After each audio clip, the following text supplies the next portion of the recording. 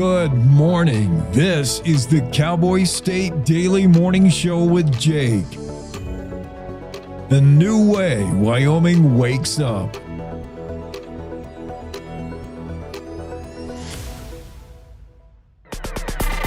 It's time to take a look at what's happening around Wyoming. From the Cowboy State Daily News Center, I'm Mac Watson. The University of Wyoming is getting a $1 million grant from the Trump administration's Department of Education. Cowboy State Daily's Mark Hines reports the university's Firearms Research Center is tasked with creating nonpartisan public school courses about the Second Amendment. All of our congressional delegates like it, and they see this as coming from the Trump administration, the Department of Education. They were thankful in that regard. And I talked to Jeremy Harrelton, who's a state representative, he's been a strong advocate for gun rights. Those behind the grant just thought that there was a gap or just not adequate education they see as historically accurate, straightforward education in civics classes about the Second Amendment specifically. The curriculum will focus on factual information rather than the typical heated political debates surrounding the Second Amendment and firearms policy. UW College of Law professor George Maxeri, the Firearms Research Center's director, tells Cowboy State Daily that the curriculum will focus on factual information rather than the typical heated political debates surrounding the Second Amendment and firearms policy. The Cheyenne Frontier Days lineup has been announced, and one famous and familiar face will be back in the Cowboy State. Cowboy State Daily's Renee Jean reports that Blake Shelton will highlight the Frontier Nights concert lineup that was announced Tuesday evening. Cheyenne Frontier Days is announcing their concert lineup just a little bit earlier. Blake Shelton's coming back. It'll be his sixth time back in Wyoming. Blake Shelton, of course, he took a 4-year hiatus. He stepped back from the Voice after 23 seasons. He also found enough time to write a new album. Other notable acts include country star Trace Adkins and an up-and-coming Texas bar band named Treaty Oak Revival. I'll be back with more news from the Cowboy State Daily News Center right after this. Winter is here. Wind chills below zero, ice and snow, and the drifts. Oh, you know what it's like. But guess what? Cowboy State Daily has you covered with the most accurate and reliable forecast with meteorologist Don Day. So you know what to expect. You know the saying, if you don't like the weather in Wyoming, just wait 5 minutes. It will change. But you don't have to keep checking the skies or an app on your phone to see if it's going to rain or snow. So make sure you're getting your forecast from Cowboy State Daily's Don Day. Every day. At the Wyoming Rescue Mission, we offer more than a meal. For just $2.58, you can provide the gift of hope, a hot meal, safe shelter, and a chance at a brighter future. We will serve thousands of meals this holiday season, and each meal allows our guests to experience the true spirit of Christmas, love, hope, and new beginnings. Please give the gift of a hot meal and hope today at wyomission.org. That's wyomission.org. Cowboy State Daily News continues now. A Douglas couple is trying to salvage what they can from their 1923 Craftsman bungalow home that was devastated by fire on Friday morning. Cowboy State Daily's Dale Killingbeck reports that a shop next to the home full of the husband's tools also burned. A neighbor who lives not only on their street, but a street over, a few houses down, got up, looked out the window and saw this orange glow, went to check it out, and it was a cottonwood tree in this couple's backyard, and their whole shop, which was just a few feet away from their house, was on fire along with this tree. Fire department is called, and the end result is their house has significant fire loss, as well as the shop is gone, and they are trying to determine what they can salvage from their home. Homeowner Judy Naughton tells Cowboy State Daily that she was told by fire investigators that they think the fire likely started in a wood stove in the shop, but the investigation is ongoing. While Josh Allen sets NFL records as one of the best football players on the planet, his underdog story and the MVP performance on the field are keeping the University of Wyoming in the national spotlight. Cowboy State Daily's Renee Jean reports that UW officials are thrilled with the publicity. One of the kids I talked to, George Pollard, 3 years ago when he told his classmates he was going to come to Wyoming, the first thing out of their mouth was, oh, hey, that's Josh Allen's school. Did Josh Allen go to school there? I mean, that was 3 years ago, long before the Super Bowl ad. So University of Wyoming is basically getting the kind of publicity that money just can't buy. Now, Buffalo Bills quarterback Josh Allen is widely recognized as one of the top professional football players in the world, but he was rather famously overlooked as a high school player before being recruited and ultimately coming to play for the University of Wyoming Cowboys. And that's today's news. Get your free digital subscription to Wyoming's only statewide newspaper by hitting that daily newsletter button at cowboystatedaily.com. I'm Mac Watson for Cowboy State Daily. When you hear the words nonprofit organization, what comes to mind? Is it a place your dog called home before finding you? Is it an organization that supports accessibility? Is it a place that ensures your safety and that of those you love? That protects endangered wildlife and habitats, or fights for our most basic needs? It's impossible to show all the ways nonprofit organizations make a difference in our world. One animal, one person, one cause at a time, but it's not impossible to be part of it. When you give what you have to a nonprofit organization that needs what you can give, you help promote, protect, and strengthen the reach of these incredible organizations. The Nonprofit Alliance is here, helping connect people like you to the nonprofits that enrich your life, your community, and the world we share. Reach out to a nonprofit organization that inspires you today to find how you can help make the world a better place.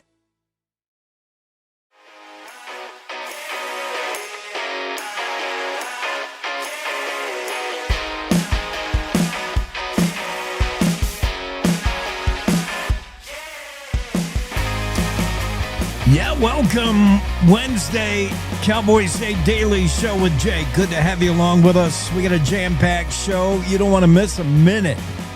Drea Hineman's going to be here. She's going to talk about women's hockey, sort of. Number 26, fierce, man. But she's now at UW, where she's a senior, and she's growing lettuce in outer space. I don't know how else to say it quickly. We're going to talk to Drea Hineman and a unique program, UW, how to farm, how to do horticulture in zero gravity. Drea knows. She's a scientist. Megan Degenfelder will be here. Megan Degenfelder, sorry. She's, of course, Superintendent of Public Instruction. She's going to talk about all things education. Tom Lecoq will be here, AARP Wyoming. I think Tom wants to talk about new data released about caregiving prevalence in Wyoming. There's so many people caregiving that aren't getting recognized and definitely aren't getting paid. Christi Greaham will be here. We'll talk about what you're doing wrong, according to 18-wheeler truckers out there, semi-tractor trailer drivers. What do you do wrong? What annoys them about your driving? Truckers, how can we get along better? Christi Greaham, she got her CDL at 19 years old. She's a gear jammer.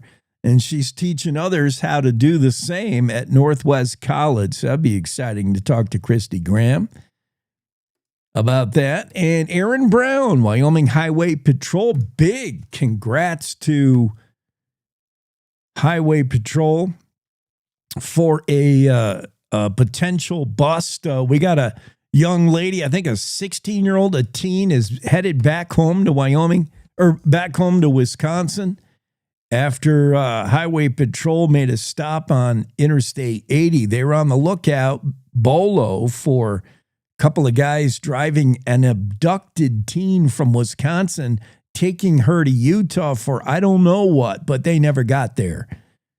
They were stopped in Wyoming. Highway Patrol, way to go. We're going to talk to Aaron Brown. He's with Wyoming Highway Patrol. We're going to talk about that bust and just general things about Highway Patrol. I'm fascinated to know some stuff about troopers, Interstate 80, driving and weather. Aaron Brown can speak on a variety of things. He's a public information officer for WHP, and you may recognize him from his days at the news desk in Cheyenne. He was on News 5 for like 6 years. So that'll be fun to catch up with Aaron Brown, a fellow professional in media. Those are our guest stories. Yeah, we got tons of stories. But first, let's get a weather forecast to you. Colder, a little bit of snow, depending on where you are today. Casper, chance of snow early morning.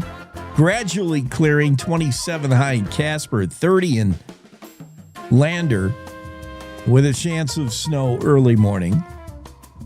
Evanston, chance of snow probably before 8 this morning. Otherwise, perhaps sunny afternoon with highs 30. Rock Springs, 29 the high today, gradually clearing. Mostly sunny in Pinedale, highs 31. Afton, sunny 32. Afton did get a snow shot yesterday. So did Alpine. Star Valley got snow. Mostly sunny in DuBois, highs 26. Sunny in Jackson, right at the freezing mark for a high. Thermopolis, sunny and 32. Cody, sunny 32. Buffalo, gradually becoming sunny, highs 26. Sheridan, getting sunny by the afternoon with highs 30. Gillette, slight chance of snow in the early morning. Your high today, 25. Newcastle, sunny, 26. Torrington, highs 32 with a slight chance of snow early in the morning. Wheatland, chance of snow morning. Sunny afternoon with the highs 30. State capital Cheyenne, snow mainly before 11-ish this morning. Mostly cloudy, otherwise 25 the high. Laramie, you won't do much better than 23 with snow likely in the morning. It's probably snowing right now in Laramie, according to my satellite. Chance of snow in Rawlins before 8 a.m. Otherwise sunny afternoon, 26. That's what it looks like across the state. Day with a forecast. We'll ask Don Day a few questions. For instance, what's a splitting vortex? Yeah. Don says it makes it difficult to forecast weather much beyond 10 days right now because the vortex is going to split. The main vortex is heading to the Midwest and the Northeast, and that's going to bring them, according to the weather models, very cold conditions leading up to Christmas in the Northeast. I think I might have said Northwest. Midwest and Northeast going to be very cold the week prior to Christmas. They're getting a vortex. I don't know what Wyoming's getting for Christmas. I don't think it's a vortex. I think it's more high-level Pacific moisture. But what do I know? I'm not a weather guy. Don calls it, what does Don Day call it? I have so many notes. Where is my Don Day notes? Don Day says it's a, stand by. Now I got to do a search. Strong northwest flow aloft. That's what we're in right now through the weekend. Strong northwest flow aloft, but a splitting vortex makes it difficult to forecast beyond 10 days. Certainly way too early to wonder what the weather's going to be for Christmas. I know the ski resorts, all they care about is it going to snow? Jackson Hole Mountain Resort, Teton Village, they announced they're going to start spinning lifts, I think, Thursday, or at least by Friday. Where did I see that? They're going to open in somewhat limited fashion at the Village. Meanwhile, Targhee, not yet, and Snow King in town, not yet. I don't know any Wyoming ski resort that is open yet. Just haven't had the snow. But Jackson Hole Mountain Resort, the big one, they're looking at I think a Thursday or Friday opening. And I'm trying to find where I saved that. If I did, I think they're opening. Well, they'll certainly be open by this weekend. I'm not surprised at this. I didn't mean to get off track. I want to get to the news of the day from Cowboy State Daily, but I am looking at a list of worst drivers by state. Care to guess how the rankings go? And I am not surprised by where Utah landed. Just so you know. Number 3, worst state. They take into account everything. Not so much anecdotal evidence like, oh, I'm driving around you, or this idiot just did something in front of me. Oh, look, he has Utah plates. Not that. I mean, they actually used real statistics, but by the eye test, I can tell you who the worst is from driving. Out west of the Mississippi. Colorado is right up there with Utah, but Utah has, here's what got them third on the list overall. Speeding. Utah people speed. Oh, man. Number 2 in speeding. 9.4 speeding incidents per 1,000 drivers. Utah people also drive drunk more than the rest of us. Number 4 in DUIs, 2.7 DUIs per 1,000 drivers. Probably due to the fact that for a long time, Utah drivers had to go out of state to get drunk.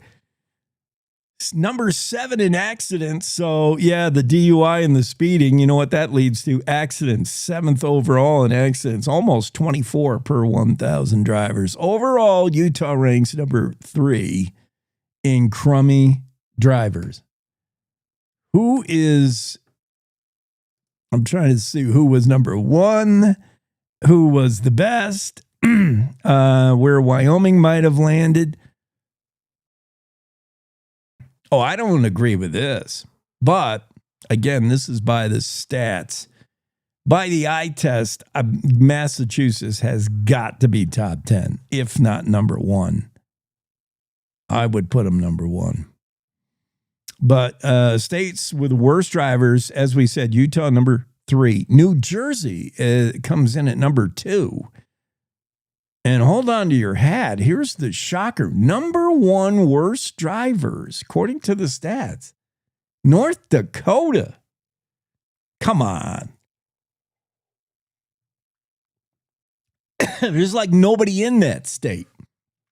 It's practically Canada South. North Dakota? Wow.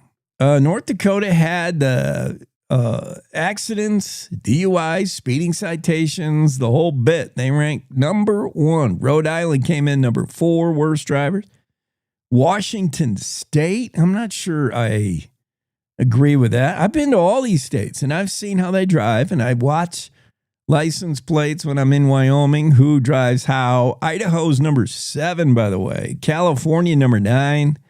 I think California drivers are pretty good. They have to be. They spend so much time behind the wheel getting anywhere. Montana ranks 10. They were in the top 10. Wyoming's kind of middle. States with the best drivers. Michigan, number 1. Florida, number 2, really. Colorado comes in at number 3. I'm everybody I've seen, almost every Colorado plate I've seen in Wyoming, they are hauling the mail. They seem to speed, but I guess they just don't get ticketed. Also in the top 10, Texas, 6. Wyoming is right smack in the middle somewhere. I'm trying to look at the overall states search. Yeah, let me search for Wyoming. I think we were just kind of mid. It's like boring. Yeah, we were 12th. 12th.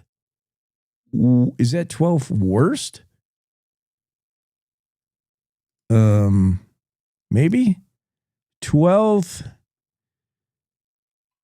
Yeah, Wyoming came in 12 worst. Ooh, yeah. 39.6 incidents. Yeah. Yeah, I don't know. I'm suspect. Utah, number 3. Yeah, I can get with that. But North Dakota, number 1 worst driver state. I don't know about that. Trump administration giving UW $1 million to create Second Amendment program for schools. This news just out, so I don't know whether Superintendent of Public Instruction Megan Degenfelder is prepared to comment. Maybe I'll ask her what she thinks of that. Interesting. We're going to go to UW again today, of course, and talk to Drea Hineman. She's the senior that's doing an interesting study in connection with NASA in how to grow stuff, how to make a greenhouse in space, growing at zero gravity. The big challenge is, I guess, getting rid of salt. At least that's what Drea is concentrating on. I'm excited to talk to her about that. She's super smart.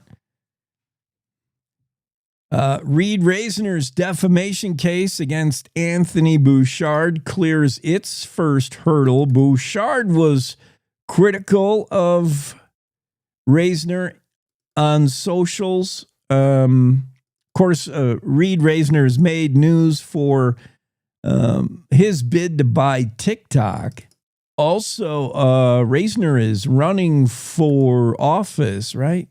Did he declare he's running for governor, I think? He did run for a Senate seat at one time. Maybe it's just speculation that Reisner is going to run for, I can't remember. But I know Reed, he's been on the show a couple of times, and I know he had this ambition to buy TikTok from China. I still don't know whether that is a done deal or not, but it's not Reed Reisner and his group. Anyways, Senator Anthony Bouchard had some sharp words regarding Reed Reisner, shared those on social. You know, kids, learn a lesson. Don't post stuff on social. And ask yourself, is this true? What are the things you're supposed to ask yourself? Is this truthful? I guess you don't always have to be kind. Sometimes you're going to say things that aren't kind. It should be in the things you ask yourself before you post. Is this truthful? And mostly, is this necessary? What am I trying to achieve? Is this helpful? Is this necessary? Is this constructive? Is this kind? Ask yourself some of these things before you post something at 2 a.m. on your TikToks or your Facebooks. I think Bouchard popped this on Facebook, which is fast becoming, with the next generation, kind of yesterday's news. Nobody I know under 25 even has a Facebook account. Everybody's kind of moving away from that. Gen Z, by the way, thinks real money, cash, is like fake. Yeah, that's a story. Gen Z is treating cash like fake money, like it's money that doesn't exist because nobody's using cash. I got the latest stats for you. How many of us carry or use cash, even, cash transactions? Care to guess the percent of all transactions that are done in cash anymore? It's low. You might be surprised how low. Everybody buys stuff now with plastic or the phone. Gen Z just buys stuff with their phone. You got the phone. You always have your phone with you. And when Gen Z is presented with cash, let's say grandma sticks a $20 bill in your birthday card, they don't even think it's real. They don't handle, Gen Z handles paper money so infrequently that they treat it as, and we have lots of quotes from, 26-year-old young lady. She said she got money from relatives the other day in the gift card, in a card for her birthday or something. And she's like, I just treat I spend it as fast as I get it because I don't carry money. And it's like monopoly money. It's like fake money, Gen Z says. It's not real cash. And they just go spend it. They're still fascinated with the fact that you can hand paper money to a barista and they'll give you a latte. Wow. They just don't see money as real. It's weird. Douglas couple escapes of fire, this Douglas man, but his bungalow, his whole tool shop, his whole man cave burned down. The house burned down, a 102-year-old home. They're without home. He's without tools, but they're alive. Big fire on Friday, Douglas couple. 'Tis the season. This is the season when fires happen because you're running your furnace, your fireplace, your wood-burning stove, your space heaters for the first time since last year. And yeah, this is now when fires start. Oh, you got to be careful. Cheyenne Frontier Days lineup is out. I like what I see. I have one correction to make for those who booked this lineup. A lot of great acts. It's going to be a fun CFD. Blake Shelton, feature headline performer for the 6th time. 1, 2, 3, 4, 5, 6. Cheyenne Frontier Days. Blake Shelton will be there. I'm excited to see some of these bands, but there's one night where I think they got the headliner and the opener backwards, honestly. You see if you think so. We'll talk about the lineup. Speaking of UW, Josh Allen's effect still being felt. The MVP QB, Josh Allen, his effect for the positive of University of Wyoming, putting the university in the national spotlight, even in unpaid ways. You know, UW has forked over millions to make an official partnership with the Buffalo Bills and Josh Allen. But then there's also friends with benefits. There's also a lot of side benefit that money can't pay for. I mean, people, when they think of number 17, they think of the Bills first and the Wyoming Cowboys second. And these are people who, if you ask them prior to Josh Allen being in the NFL, name a college in Wyoming, they probably couldn't. They wouldn't have think of the University of Wyoming. It wouldn't come to mind. And yeah, this is marketing you can't pay for. Renee Jean has that story in the Cowboy State Daily you want to check out. Hey, let's take a quick break. Coming right back with other news of the day. Also want to tee up the morning show and some of the things you can expect to see and hear coming up later today. Stay right there. We'll be back. Hey, Wyoming, ready for news that actually feels like Wyoming? Tune into Cowboy State Daily Radio with heart, humor, and a little Western kick. From ranch roads to mountain peaks, if it's happening here, you'll hear it here. No fluff, no filter, just the real deal. Real voices, real stories, real Wyoming. If it's happening here, you'll hear it here. Cowboy State Daily Radio, Wyoming's news, just the real deal. 100% homegrown. This is the Cowboy State Daily Radio Network. Hi. I'm your retirement fear. But don't be scared. You're still in pre-retirement. Does that mean I have more time to plan? Precisely. Here, this is pretirement.org. Retirement savings options? Potential tax breaks? Move. This isn't scary. I'm doing it. You got this. Visit thisispretirement.org for free resources to help you customize your action plan.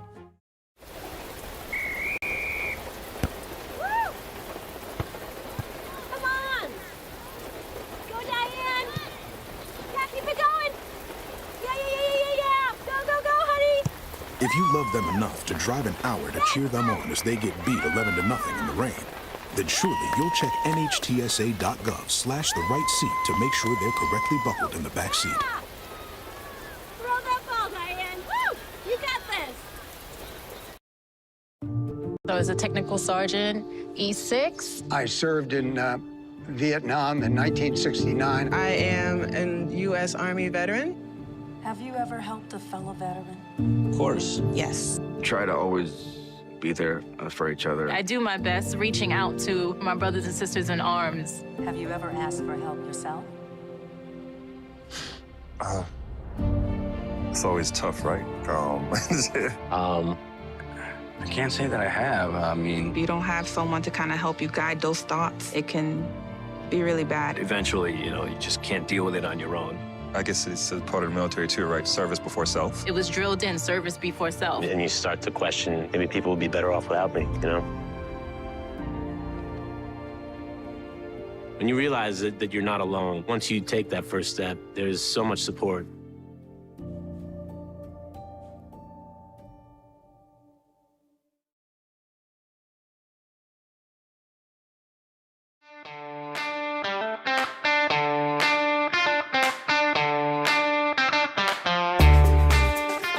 Yeah, we're back after break. Jennifer wants to know if we ever go over road conditions and weather and such.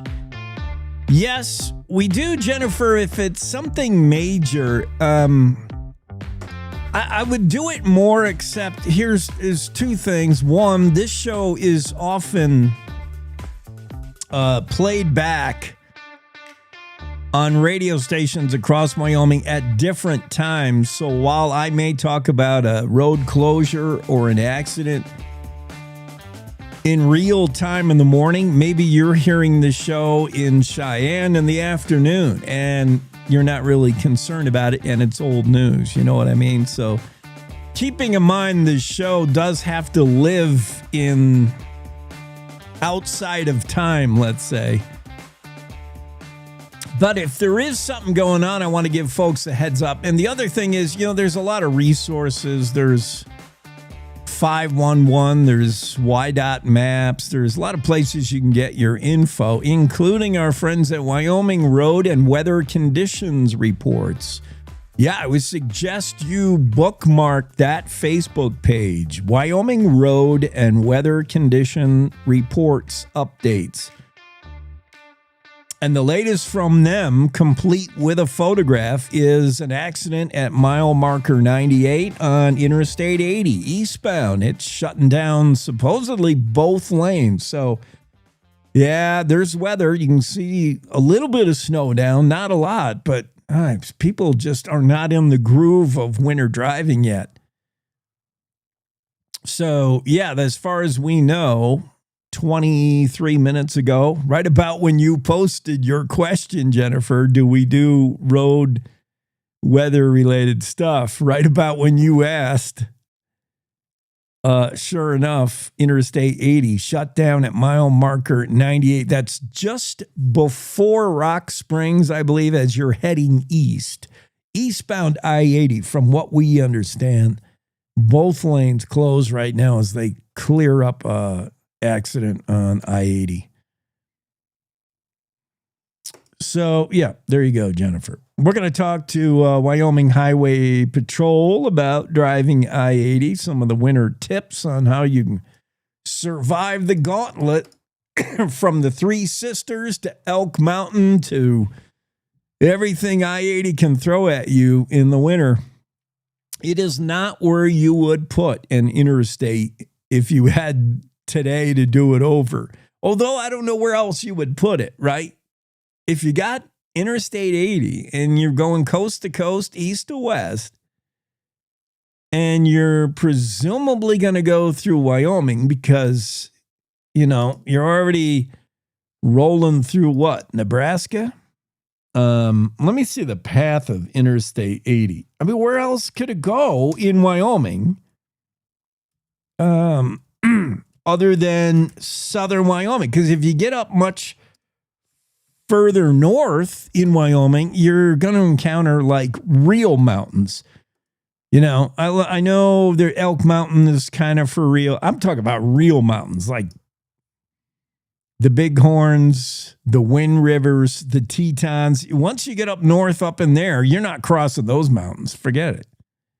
So Interstate 80, where else can it be but where it is? And it was the railroad that determined that. The first railroad, they decided, look, if we're going to get across Wyoming, here's the best place to do it. Yeah. You're just north of Medicine Bow National Forest and some mountains there, just north of some forested mountains in Utah, like Uinta Wasatch you went up front,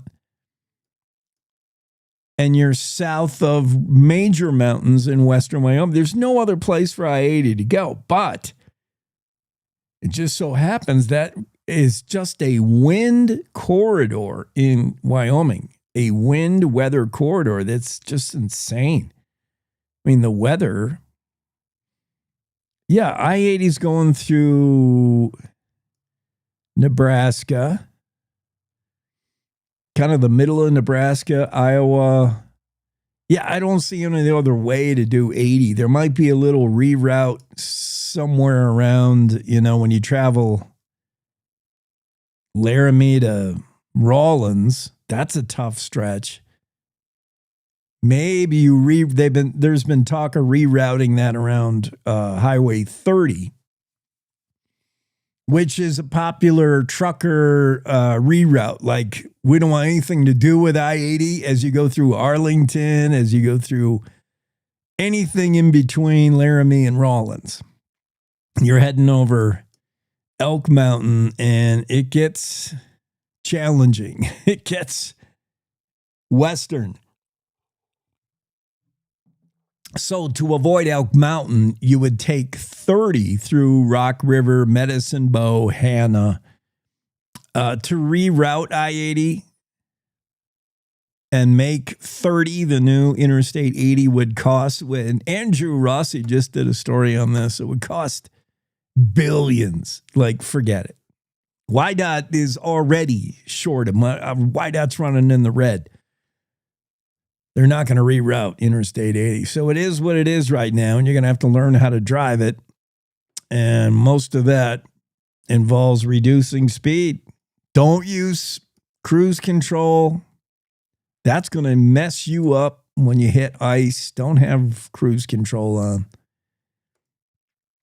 Yeah, so in answer to Jennifer, we do occasionally do road. And road right now, Interstate 80 around eastbound,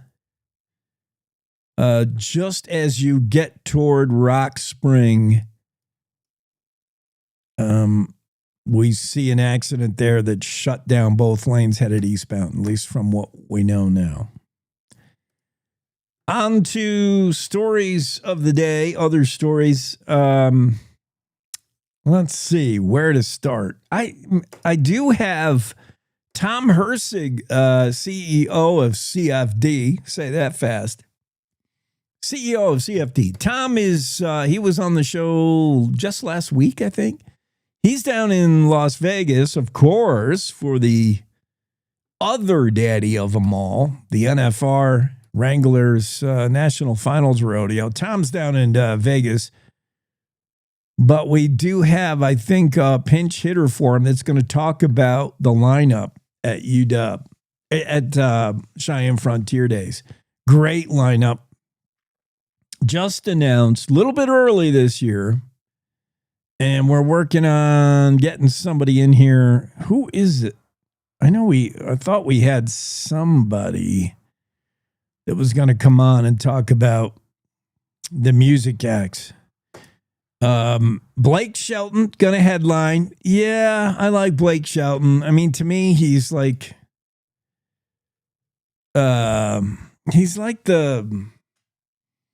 he just throws a lot of songs out there. So does Morgan Wallen, for that matter. And most of his songs are good. Blake Shelton's batting like he's batting like a weak hitting shortstop who's paid for his glove. He's batting like, I don't know, 300. For every 10 songs he throws out there, maybe 3 are really good. He just churns out too much stuff for me. But country music star Blake Shelton, certainly the biggest name at the lineup for Cheyenne Frontier Days night schedule. The lineup includes, and Blake will play July 23rd, by the way. The lineup also includes Riley Green with Trace Atkins supporting on July 22nd. Riley Green, big up-and-comer in country music. Huge. His duet, he's got a couple of duets with Ella Langley. Is that her name? Right. And supposedly those two don't like each other. I just heard that the other day. Riley Green and Ella Langley. They got that great song, You Look Like You Love Me, popped out last year. And I think they have another one. And I heard they don't get along very well. But whatever. Riley Green is a rising star in country. He was all over the CMA Awards. I think he won, he might have won an award for like newcomer. I don't know. Trace Adkins, great to see him still in music. How can you beat that big baritone voice? That'll be a great show, July 22. July 19. Here's a show that might be for a select few, but if you know, you know. Red Clay Strays with supporting act Wyatt Flores. Red Clay Strays are legit. So good. An alternative, little bit bluegrassy, just Americana. Flat out Americana. I think they're from Alabama. Is that right? They got some great songs. I want to say they're, formed in Mobile, Alabama. Wondering Why was their big breakthrough hit in 2022. They're playing Las Vegas right now, by the way, for the NFR. Red Clay Strays, real fun band. And that crowd will skew younger. You watch that crowd, it'll be all 20s and 30s. Alex Warren will play on July 18th. Alex Warren had he's kind of like an influence, another guy who's going to hit the younger crowd. He had the song of the year, Ordinary, depending on who you ask. And again, it's hard to just quantify this because there's so many different award shows and award, how do you quantify it? But I forget, some measuring statistics said his song Ordinary is the song of 2025, like most downloaded, most played, most purchased. Alex Warren, look him up. He's good. He's big. And his song Ordinary just dominated the charts all year this year. That'll be a fun show, July 18th. Here's the show I think they got backwards. July 17th, Treaty Oak Revival with opener Jesse Murph. Treaty Oak Revival, nothing against them. They are really fun, up-and-coming Texas, real country Texas band. Known for their live shows. If you purchase an album and listen, it's good. It's got energy. It's raw. They're real raw, kind of rockin' southern-ish country music. Loud, in the vein of the guy whose hat I'm wearing, Co Wetzel. Treaty Oak Revival will remind you of Co Wetzel. Just kind of a rockin', raucous, southern tinge country music. They're fun. They're good. And they're certainly on their way. And they appeal to a certain crowd. But I think Jessie Murph should be headlining that show. She is Blue Strips, her latest single, huge. Her duet with this guy, Co Wetzel, is huge. Jessie Murph, I think, and by the time we get to next summer, July 17th, Jessie Murph will be gigantic. And I think that show, I would switch it around. I would have Treaty Oak Revival open for Jessie Murph anyway. July 24th, Hardy plays. Hardy with Cameron Whitcomb. Zach Top, also hugely popular, really broke out in this year, 2025. Zach Top is one of those country singers who's bringing back traditional country. If you like George Strait, if you like old-time country when it was real country music, when you You know, if you feel disenfranchised with what they call country music today, then you would love Zach Top. He's a revivalist. He's a callback to old time real country. Pedal steel, fiddle. I mean, Zach Top is playing real old time country like you heard it in the 70s, 80s, and 90s. He's fun. And he's with Joe DiMessina. That's a great show, July 25th. Write that down. So a lot of great shows. Cheyenne Frontier Days. The lineup looks fantastic. And we're going to talk to the CFD peoples. I've also reached out to an entertainment booker here in Jackson to have him on to talk about the shows and whether Cheyenne Frontier Days got it right, whether he likes the bookings. Let's come right back with more on the Cowboy State Daily Show with Jake after this. In Wyoming, you want news from folks who still shake hands and mean it. You just want the facts. That's why more Wyomingites listen to Cowboy State Daily Radio. News that doesn't bend, twist, or dance around the truth. Crisscrossing the state to cover the news the way you like it, with reporters steps away from the Capitol in Cheyenne and in your hometown. No spin, no corporate suits, no duh. Talking about your state. This is Cowboy State Daily Radio. You're listening to the Cowboy State Daily Radio Network.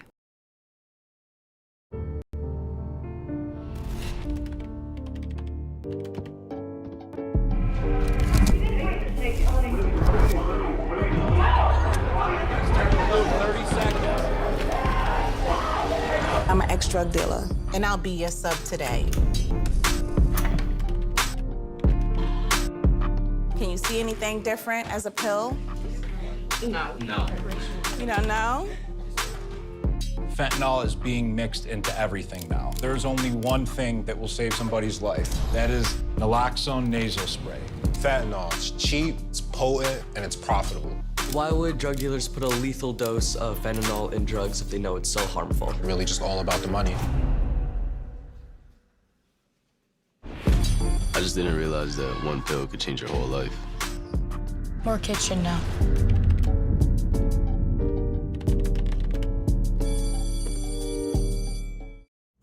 Emma, did you hear?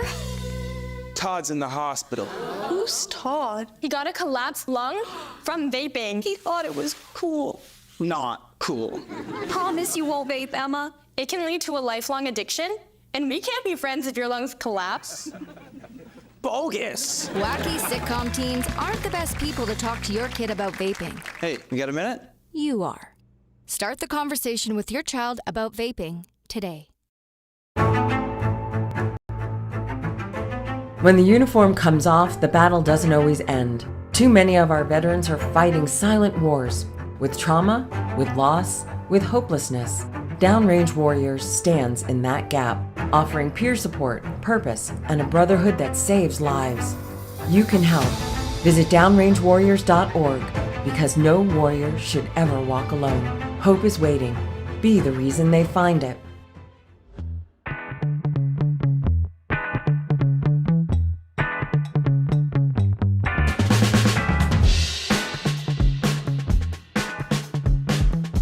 I can see from some people's comments on the Facebooks that a lot of folks don't know who the music guests are, the concerts.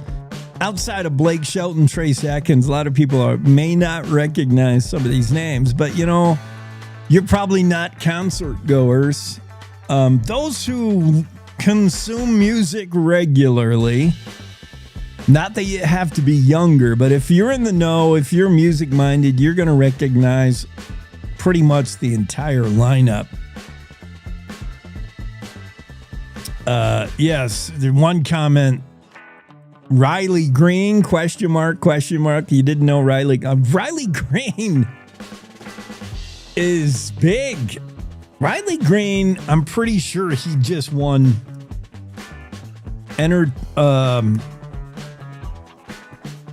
he just won something at the CMAs. Riley Green won Music Event of the Year. He won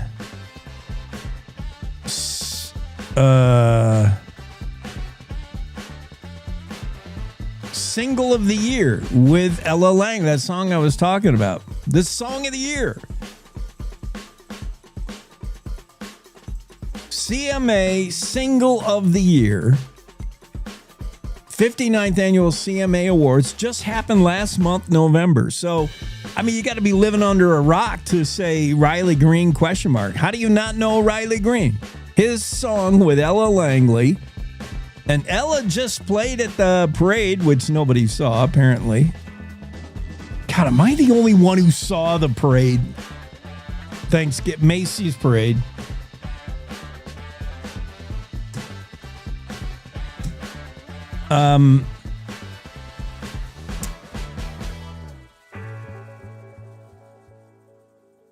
Ella Langley, oh no, she did not perform at the parade.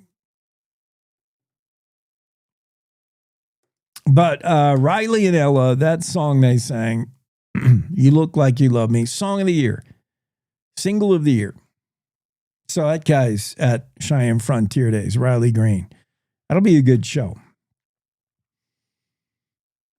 What else are people talking about and reading, trying to find some of the most popular stories of the day? Of course, anytime you have Josh Allen's name in the headline, that's going to be big. 360 impressions. 20 comments, 5 shares. Josh Allen effect, MVP QB, keeps University of Wyoming in the national spotlight. Renee Jean had that story about how Josh Allen, how the number 17, whether he wore it in brown and gold or where he's wearing it in blue, red, and white, the number 17 is really getting notoriety for the University of Wyoming, for sure. Another one of the 2 top stories over the last 24 hours include crime and tragedy. Unfortunately, that continues to sell. This one, a lot of people commenting on and interacting with Claire McFarland, wife of a Cody man accused of child sex abuse, is charged now in a cover-up claim. The husband's already in trouble for child sex crimes. Now the wife is in trouble for trying to help the husband clean his phone up. A Cody woman accused of wiping her husband's phone clean after he was arrested on suspicion of child sex crimes. The wife now, for her part, faces 6.5 years. Amanda Parks is out of jail on bond right now, faces 1 count of felony perjury, 3 counts of being accessory after the fact. She's scheduled for a hearing tomorrow.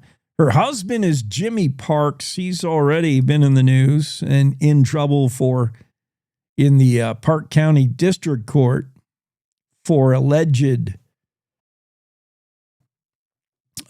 sex abuse. A juvenile male disclosed back in October that Jimmy Parks sexually abused him at a business in Cody and at another location. And that's what Jimmy Parks is facing. He's, I think he is out on, no, he's still incarcerated, $210,000 bail. But now the wife is in trouble for helping him clean up a phone. The phone may have had some kind of evidence on it. It was initially missing when cops were looking for it and they had a warrant and they were doing all that stuff. They couldn't find the phone. That's because the wife allegedly had it and was scrubbing that thing clean. Can't do that. That's aiding and abetting or something. They used to call it aiding and abetting, right? Accessory after the fact. Wife of Cody man accused of child sex abuse is charged in cover-up claim. 577 impressions on the Facebook, 173 comments. Everybody's more than happy to jump in with their 2 cents. Predators everywhere, says Bryce. Unfortunately, yes, we see a lot of these stories, too many. A Douglas couple that survived a fire. This story also resonating with people, mostly commenting like, where can we help? Is there a GoFundMe site? What can we do for this Douglas couple? They're trying to salvage what they can from a 1923 Craftsman bungalow. This, the guy, the husband is a carpenter, recently laid off for the season. All his tools were in this deal. John Naughton, 63-year-old. He's got a 1923 Craftsman bungalow. All his tools were in there. Judy Naughton, 59-year-old, she's the wife. They were, Friday morning, they were just in their home, enjoying a night at home when a neighbor came by about 6 in the morning. Hopefully they were watching and listening to the Cowboy State Daily Show with Jake. And a neighbor comes banging on the door. She said, there's an orange glow in your backyard. I'm afraid it might be a fire. It might be that big cotton tree in your yard. And Judy and John went out to check, and they said, yeah, you're right, thanks. The backyard is on fire. The neighbor was already dialing 911. By the time they attended to it, it was too late. That fire was just a few feet from the house. The tool shed, the Craftsman tool deal was all burned up, gone, complete loss. And by lunchtime, their 3-bedroom, 2-bathroom home had been entirely engulfed in flames. Douglas Fire Department responded, threw water on it, but it was too late. Fire Department Chief Rick Andrews was not available for comment, could not provide details.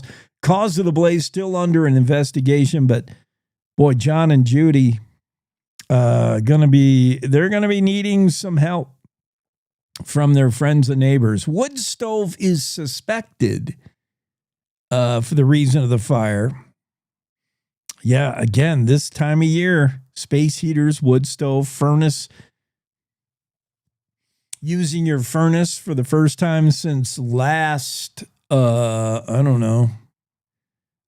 winter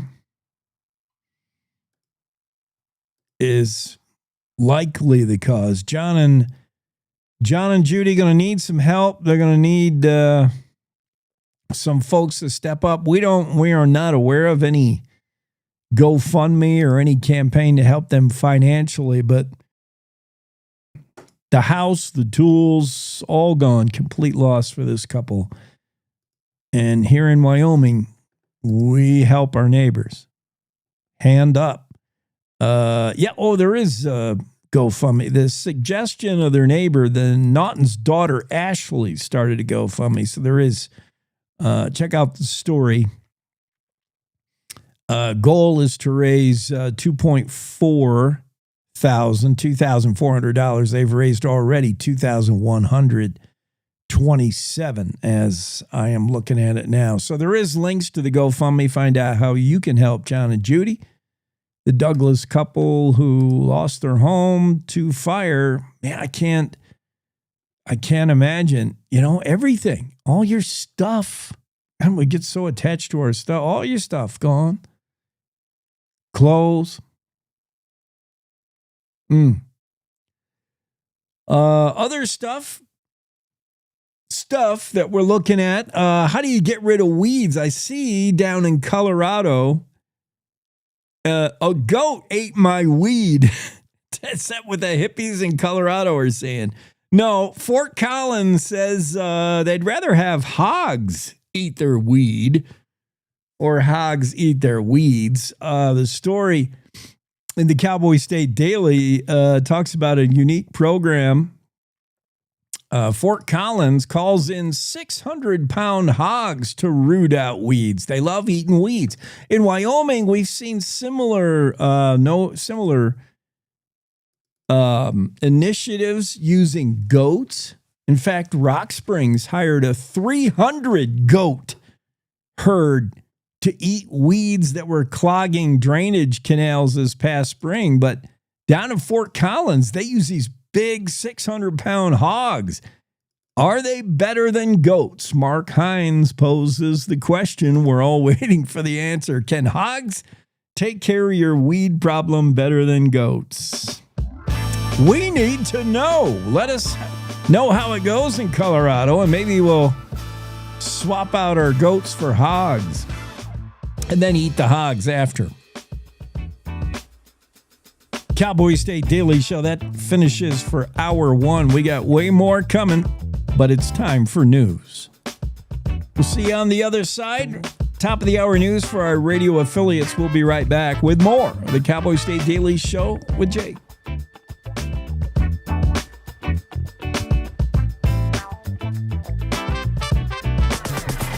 It's time to take a look at what's happening around Wyoming.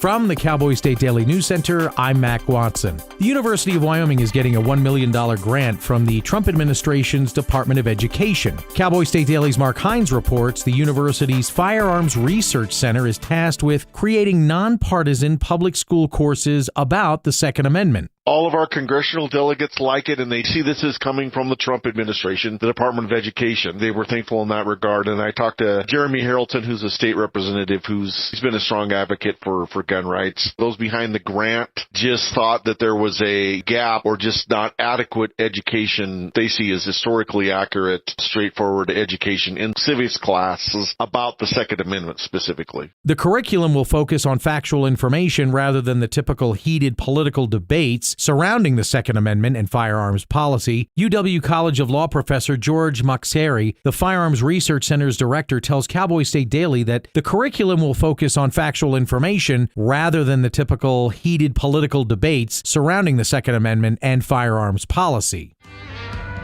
The Cheyenne Frontier Days lineup has been announced, and one famous and familiar face will be back in the Cowboy State. Cowboy State Daily's Renee Jean reports that Blake Shelton will highlight the Frontier Nights concert lineup that was announced Tuesday evening. Cheyenne Frontier Days is announcing their concert lineup just a little bit earlier. Blake Shelton's coming back. It'll be his sixth time back in Wyoming. Blake Shelton, of course, he took a 4-year hiatus. He stepped back from the Voice after 23 seasons. He also found enough time to write a new album. Other notable acts include country star Trace Adkins and an up-and-coming Texas bar band named Treaty Oak Revival. I'll be back with more news from the Cowboy State Daily News Center right after this. Winter is here. Wind chills below zero, ice and snow, and the drifts. Oh, you know what it's like. But guess what? Cowboy State Daily has you covered with the most accurate and reliable forecast with meteorologist Don Day. So you know what to expect. You know the saying, if you don't like the weather in Wyoming, just wait 5 minutes. It will change. But you don't have to keep checking the skies or an app on your phone to see if it's going to rain or snow. So make sure you're getting your forecast from Cowboy State Daily's Don Day. Every day. At the Wyoming Rescue Mission, we offer more than a meal. For just $2.58, you can provide the gift of hope, a hot meal, safe shelter, and a chance at a brighter future. We will serve thousands of meals this holiday season, and each meal allows our guests to experience the true spirit of Christmas, love, hope, and new beginnings. Please give the gift of a hot meal and hope today at wyomission.org. That's wyomission.org. Cowboy State Daily News continues now. A Douglas couple is trying to salvage what they can from their 1923 Craftsman bungalow home that was devastated by fire on Friday morning. Cowboy State Daily's Dale Killingbeck reports that a shop next to the home full of the husband's tools also burned. A neighbor who lives not only on their street, but a street over, a few houses down, got up, looked out the window and saw this orange glow, went to check it out, and it was a cottonwood tree in this couple's backyard, and their whole shop, which was just a few feet away from their house, was on fire along with this tree. Fire department is called, and the end result is their house has significant fire loss, as well as the shop is gone, and they are trying to determine what they can salvage from their home. Homeowner Judy Naughton tells Cowboy State Daily that she was told by fire investigators that they think the fire likely started in a wood stove in the shop, but the investigation is ongoing. While Josh Allen sets NFL records as one of the best football players on the planet, his underdog story and the MVP performance on the field are keeping the University of Wyoming in the national spotlight. Cowboy State Daily's Renee Jean reports that UW officials are thrilled with the publicity. One of the kids I talked to, George Pollard, 3 years ago when he told his classmates he was going to come to Wyoming, the first thing out of their mouth was, "Oh, hey, that's Josh Allen's school. Did Josh Allen go to school there?" I mean, that was 3 years ago, long before the Super Bowl ad. So University of Wyoming is basically getting the kind of publicity that money just can't buy. Now, Buffalo Bills quarterback Josh Allen is widely recognized as one of the top professional football players in the world, but he was rather famously overlooked as a high school player before being recruited and ultimately coming to play for the University of Wyoming Cowboys. And that's today's news. Get your free digital subscription to Wyoming's only statewide newspaper by hitting that daily newsletter button at cowboystatedaily.com. I'm Mac Watson for Cowboy State Daily.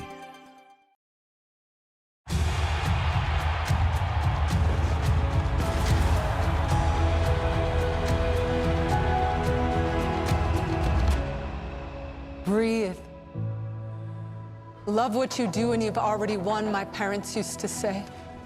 My parents whose smiles were my first finish line, who championed respect, whose resilience built mine.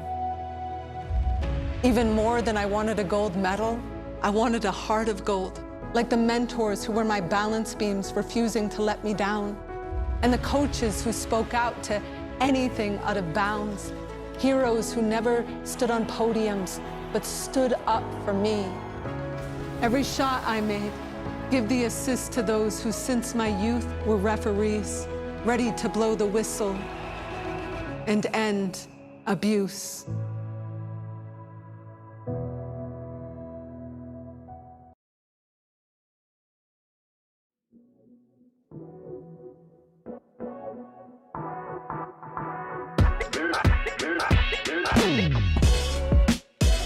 Cowboy State Daily Show on a Wednesday, and so excited to welcome in Drea Hineman. Drea, number 26 on the Gillette Grizzlies.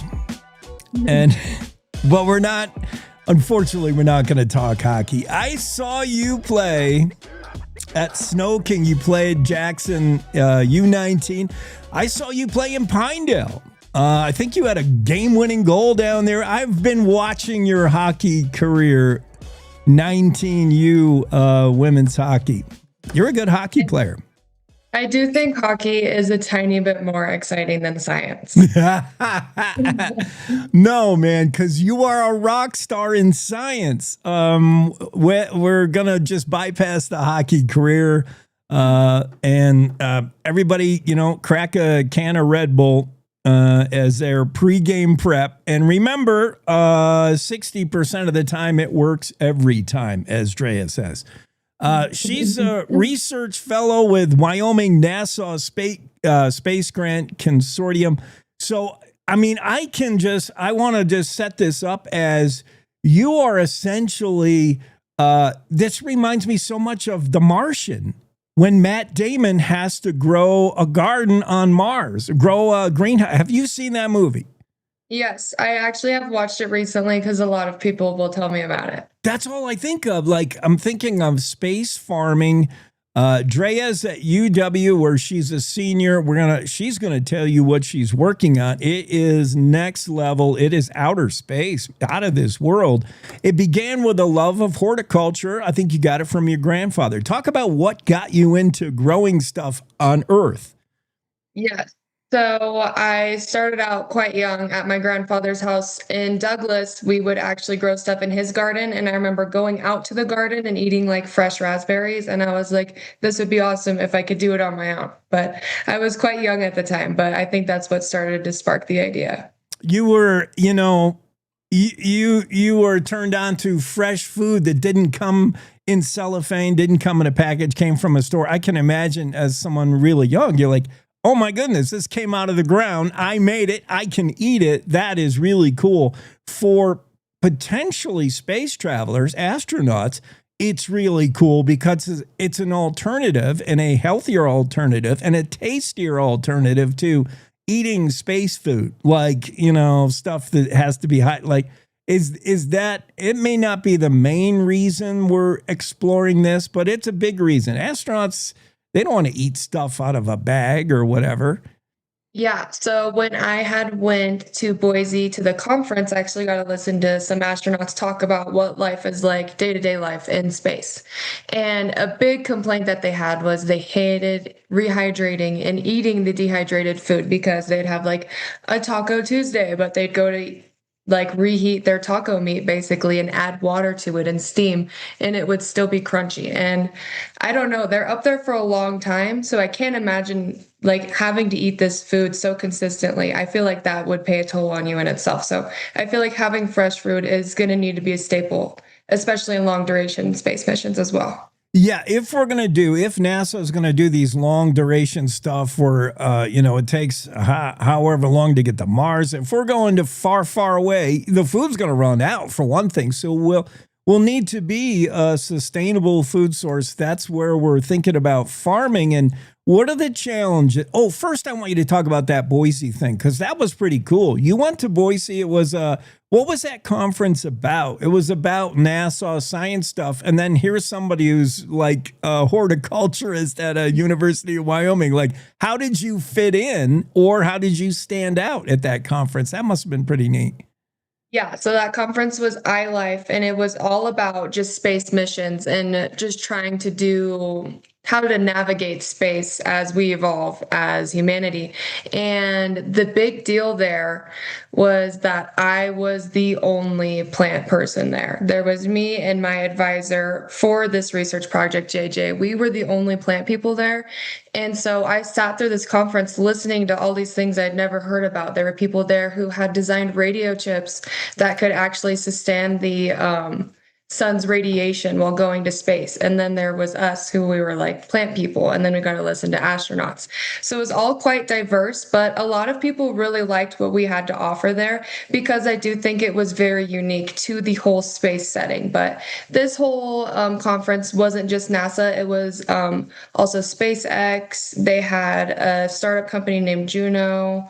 They had a lot of newer space companies as well. So all outer space type stuff. Now, tell me, Drea, we're going to talk about what you're doing and the challenges to growing in zero gravity and what you're working on. But prior to that, I mean, did you ever see yourself here? You knew you were going into horticulture when you graduated high school. You contemplating college. You went to UW. This was going to be your area of study, but applying it to zero gravity growing and challenges of growing in space. Like, when did this happen? I think JJ said, Drea, you probably be the lead person for this. You're going to love this. When did it happen? How did it happen? It was quite interesting how it all panned out, because I remember in high school and before, I was a very terrible student because I had very crazy ADHD, and it was just hard for me to focus on something if I was uninterested in it. And then I came to college and I started taking all of JJ's classes, because it was all controlled environment, like greenhouses, how to use the instruments that we use in the greenhouses. And he could tell every time he offered a class, I was signing up for it, because that's what I was very interested in for horticulture wise. And that's how it all started, as I showed my interest to JJ, and he actually hired me to work with the graduate students first, and I would just assist them in their research at the LREC greenhouse. And then it slowly evolved into him being like, okay, there's this grant proposal that you could write and you could potentially do this. And so we talked it out, and then I applied for the grant. I love it. That's so cool. All right. So why, I can't, it's been a long time since I watched The Martian. I have to go back and watch, but why couldn't you grow stuff in zero gravity? Why could you not grow stuff in outer space? What are the challenges? I would think without gravity holding you down, plants would just sprout up, man. They would, like, everything is great. Water would move around, or would it not? What are the challenges to growing in zero gravity? Yes. So as of currently, I know in the Martian, they're like planting stuff on the lunar surface. But the whole idea of this research is that instead of astronauts taking up a heavy payload of all of the stuff they need for plants, they could actually go to space and collect soil off the lunar surface, off of Mars surface, and then they could grow it inside of their shuttle. And so from there, there's a couple issues with, first of all, gravity. It's hard for water to be dispersed uniformly throughout, like a plant pillow is what they grow everything in the shuttles. And everything gets water unevenly. They've tried hydroponics. You'll have tiny plants and big plants. They're also trying to figure out how they can grow stuff in unfavorable soil. So that soil on the lunar and Mars surface, we're not very familiar with, let alone a plant. And what we have learned is that right now I'm mimicking the lunar surface soil by using calcine clay. And when you use this unfavorable soil, first of all, your plants don't get nutrients. And second of all, a lot of salt is accumulating.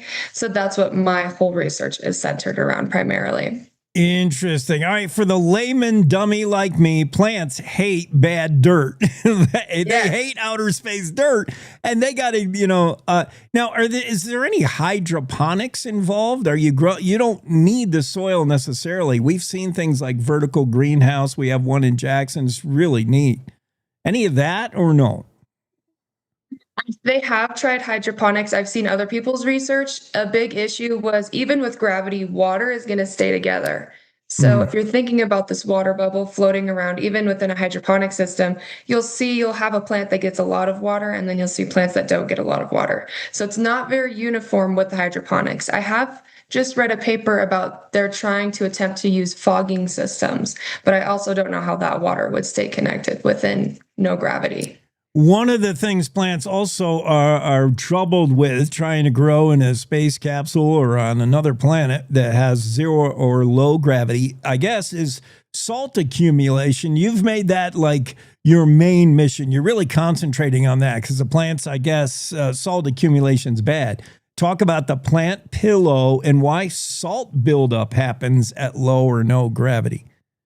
Okay, so the plant pillow is basically, if you just thought of like a gallon-sized Ziploc bag on a larger scale. Right. It has all of your soil in it, and you can put the plant in it, and it's enclosed, and it will receive water within the bag. They have a system that just only puts water in the bag. But when you have no gravity, no water can exit the plant pillow. So if you're thinking when you water your plants on Earth, usually water will come out the bottom of the pot.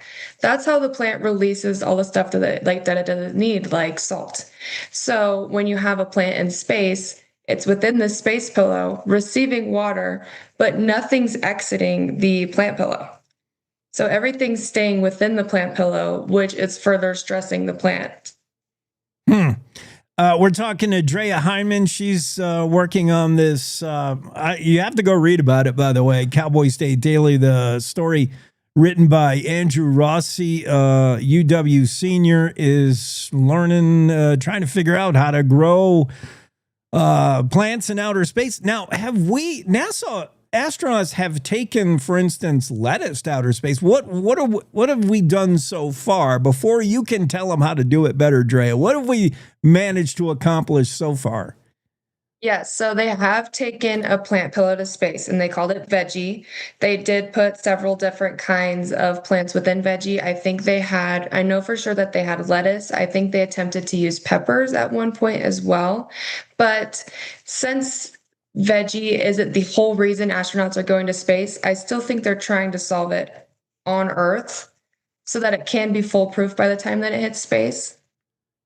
Well, you think the growing challenges in the short growing season of Wyoming are challenging. Try growing stuff in outer space. Drea just went right to the hardest thing and says she's like, I can grow things in Gillette, in Douglas. I want to grow things on Mars, on the moon, in outer space, in a capsule. You said yourself, space farming sounds crazy. It does. But JJ, your mentor, said that a lot of this is your inspiration, your idea. So what did he come to you with? Did he say, hey, there's this grant. how do you see yourself fitting in? Like, did you just run with it and decide what direction you wanted to take this? How much was JJ saying, here's a grant, and you saying, here's what I want to do? First, I had worked as the apprentice in the greenhouse, and I actually saw other people do their space trials, and that's what I helped them with. And so I think it gave me a really good idea of what the experience would be like. And then JJ did tell me about the grant, and I obviously talked about the grant amongst my other people in the lab. But I think I was very hesitant at first because I really do not like writing, and I am very terrible at writing. And so I was kind of on the fence at first if I was going to be doing the grant. But after talking to JJ, I knew I would get the support I need from him and my team. And so I was totally ready to just let it rip. The ADHD, the not liking sitting down and writing, but that is your superpower because you excel with the green thumb when you actually get down to application and doing stuff. I'm so excited for you, Drea. It's so neat to think about, our own scientist at UW. What are you going to do after school? You going to continue any of this kind of research? Not sure. I'm hoping that I would be able to continue this research outside of the university, but I do think that hiring is a bit slim for NASA. Well, I'll go to bat for you if you need a reference. Perfect. Let me know. Thank you. I'll be happy to tell NASA that you need to be their next hire. Drea Hineman joins us on the show this morning. Drea, have a great Wednesday. Appreciate it. You too. Thank you. All right. We got to get to Don Day and do some weather forecasting, and we'll do it right after this quick break. Every morning, America wakes up to reheated outrage and copy-paste commentary. Yeah, I don't follow talking points. I follow common sense. If that hits a nerve, good. It means you're still alive. No spin, no fluff, no kumbaya, just Jake. Serving up truth, sarcasm, and grit. Stirred by hand and seasoned with reality. I don't yell, I don't pander. I just call it like I see it, and trust me, there's plenty to call. From the Capitol to the county fair, if it's worth talking about in Wyoming, Jake's already on it. No permission needed, no script required. The West was built by people who spoke their minds and stood their ground. I'm just making sure we don't forget how. The Jake Show, weekdays on cowboystatedaily.com and wherever bold voices still have a mic. No apologies, no filter, no bull. This is the Cowboy State Daily Radio Network.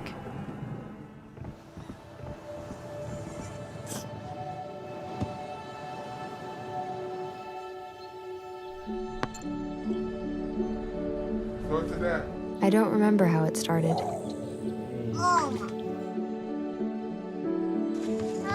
Our back and forth. Victory. Fumble. Repeat. It always came back. Dad! Okay, here we go, throw it! Yeah. You probably don't remember what you told me, That was perfect. but I heard every word. Nice.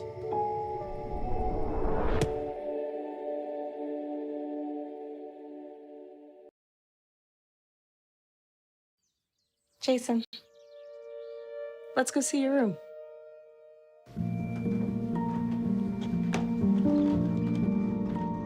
What do you think? We kept it a little spare, so you can decorate it how you like.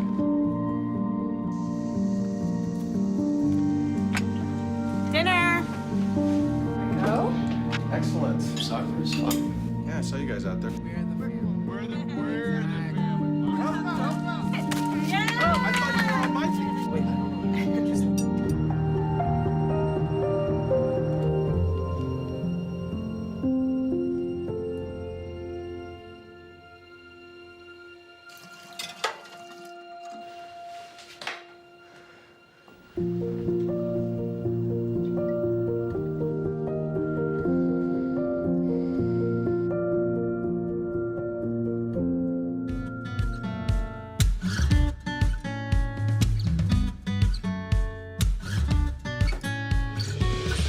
Cowboy State Daily Show Wednesday. Don Day is here. Don't look now, but we're under the influence of a strong northwest flow aloft. Listen to me. I sound like a weather guy.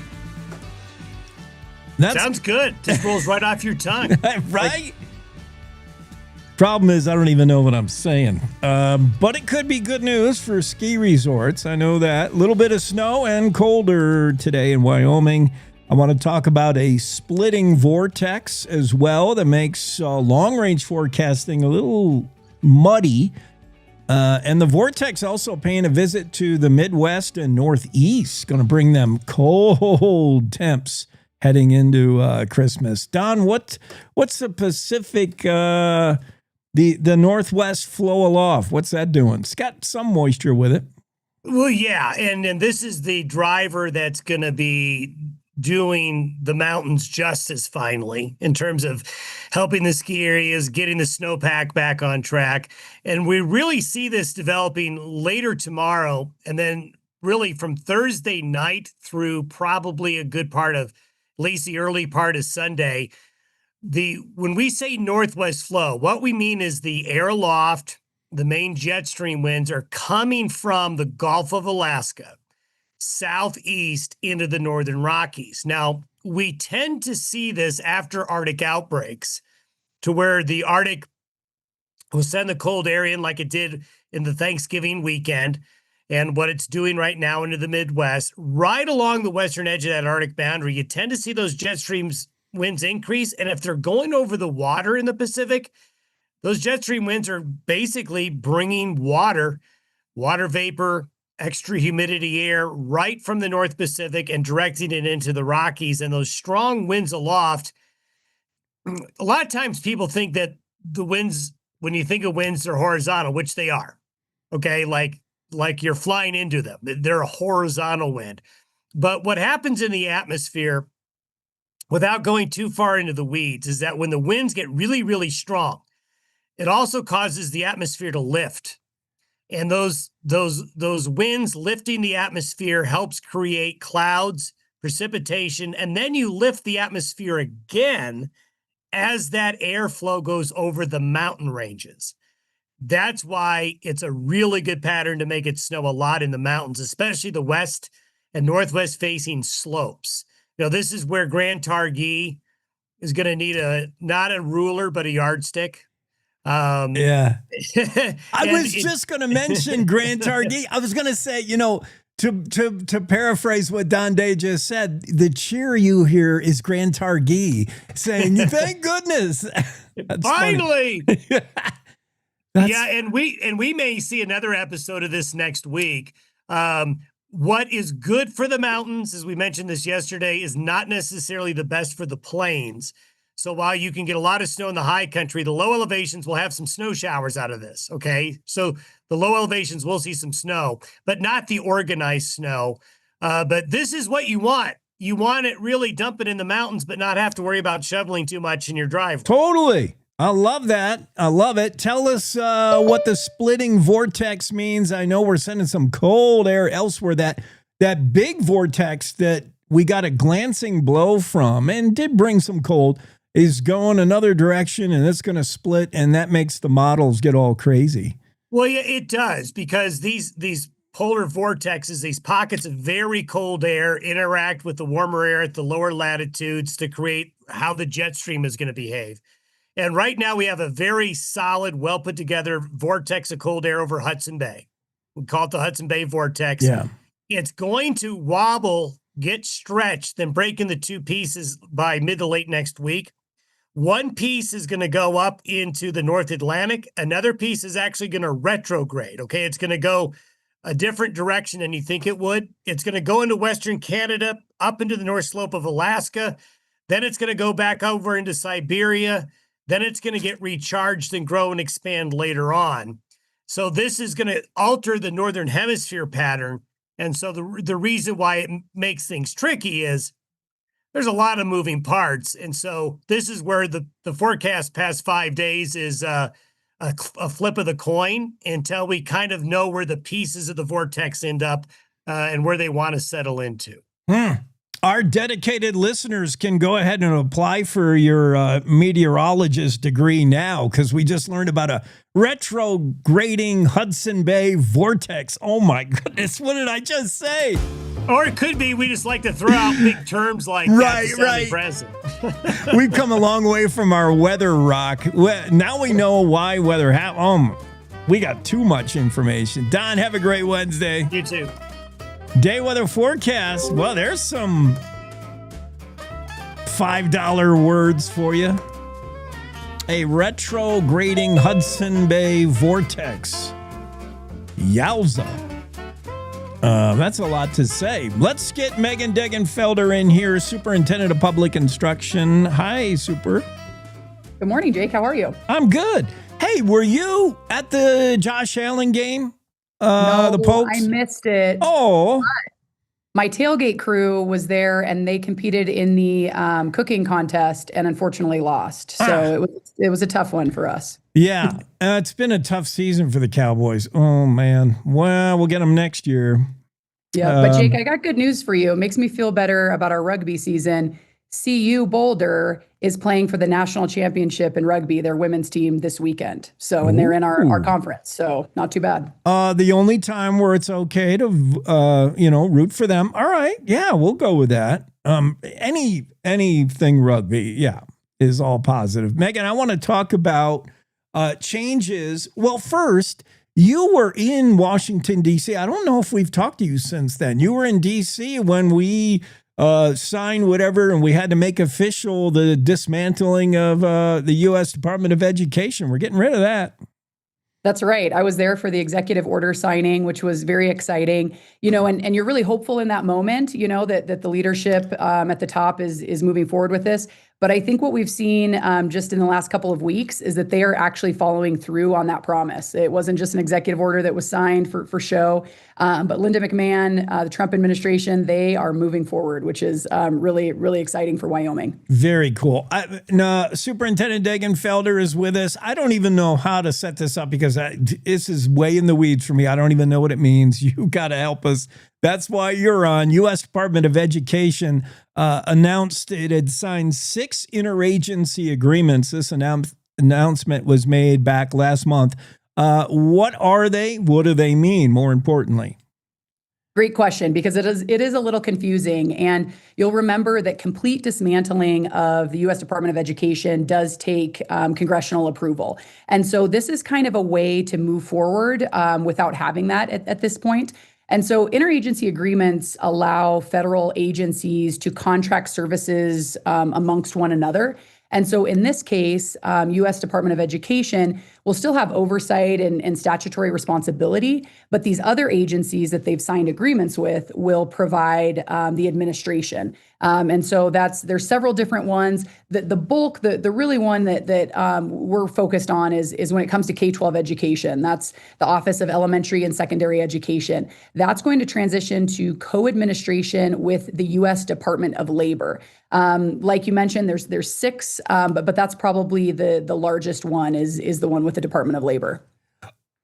To say it in only the way education can do, the OESC is going to partner with the DOL. And I guess, is that good news? How do you know all this stuff, Superintendent Degenfelder? Are there other state superintendents of public instruction that are as aware as you are of what the heck is going on? You seem extra.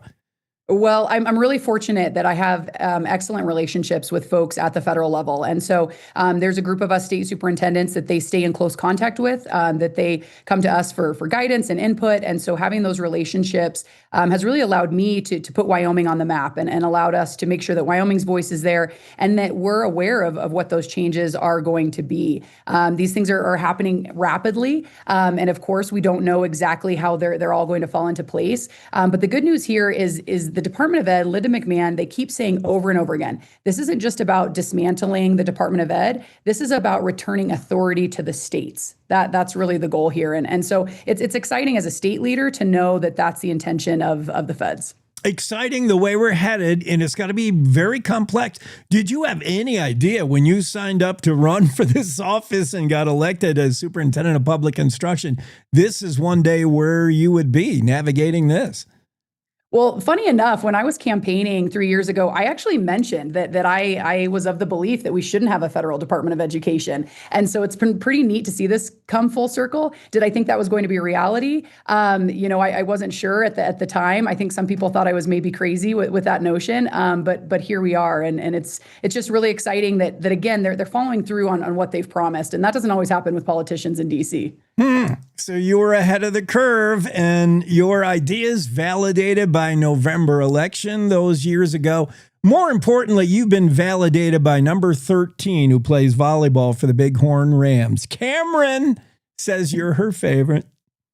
Cameron is the best. And, I always think with this job, if I'm making an impact on our youth, our students, that's really the most important. So that's what I value most in this position. So cool. I was on the website and I dropped in on something, the new dashboard tracking dual and concurrent college enrollment in Wyoming high school. It's pretty neat. I was like clicking around. What does it tell us? Yeah, so finally, we're really coming together in terms of data and building these bridges with the community colleges, with K-12. For too long, I think Wyoming, we're separated by such long roads that it's just inherent that we create silos. What we're really trying to do is bring together all of these entities and make it as seamless as possible for kids to be able to complete dual and concurrent enrollment. I was visiting with Central Wyoming College earlier this year. They up until recently, they still had this really complicated pen and paper system. Now kids can go online, can seamlessly, register for classes. And that's kind of the vision we want to have is how do we cut the red tape, the bureaucracy, make it as easy as possible for our kids to thrive in their future pathway. I really like the website. I think it's fantastic. Have you seen the WDE website, Wyoming Department of Education, edu.wyoming.gov? It's so super. There are some websites that are so clunky, you hate even using them. Every time I get on there, I learn something new. There's all kinds of cool things to see. Strategic plan, your transparency. I mean, you've made that a huge campaign issue. You made a huge issue in office, showing everybody, inviting everybody in to see what's going on. I love this strategic plan and the percent complete along the road. That's cool. I love the website, Megan. Who does that? Hey, I'm going to have to pass that on to our team because we work really hard at that. Yeah. Transparency, as you mentioned, when I came in, I've worked in enough, private sector jobs that when you try to navigate state government and it's so too difficult, we have a problem. And so transparency is huge. I'm scouring that website. And if anything confuses me or ask my husband to take a look at it. And so we try to do the best that we can for the people that we serve. Yeah, I love the website. If folks will get on it, you'll know everything you need to know. But then once a month, we'll check in with the actual superintendent of public instruction, Megan Degenfelder here, just to catch up on rugby and stuff that maybe is deep in the website that we can't find. I appreciate it. Have a great Wednesday. Cowboy State Daily Show with Jake. I've messed up my camera. That's all right. I'll fix it. Yeah.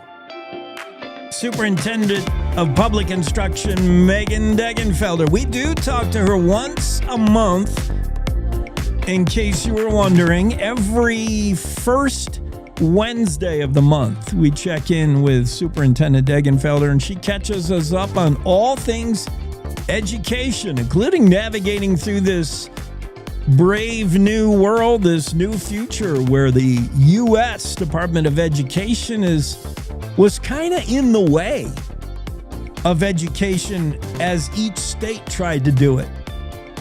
D.C. doesn't know everything, and what applies to Wyoming may not be right for Georgia, and so acknowledging states do it best when it comes to educating their people. And as Superintendent Degenfelder said, she thought of that 3 years ago, man, when she was running for office. And finally, D.C. is caught up. And Megan Degenfelder was there in D.C. when they signed the order that would pave the way to dismantle the U.S. Department of Education. It's going to need Congress to do that officially and fully. But meanwhile, there is the U.S. Department of Education recent announcement on November 11th on how the first initial steps and it includes a co-administration of the Office of Elementary and Secondary Education, along with Department of Labor. What does it mean? Well, I'm glad Megan Degenfelder knows what it means, because I'm kind of lost in it, but I trust she has our students, Wyoming students, in mind, K through 12.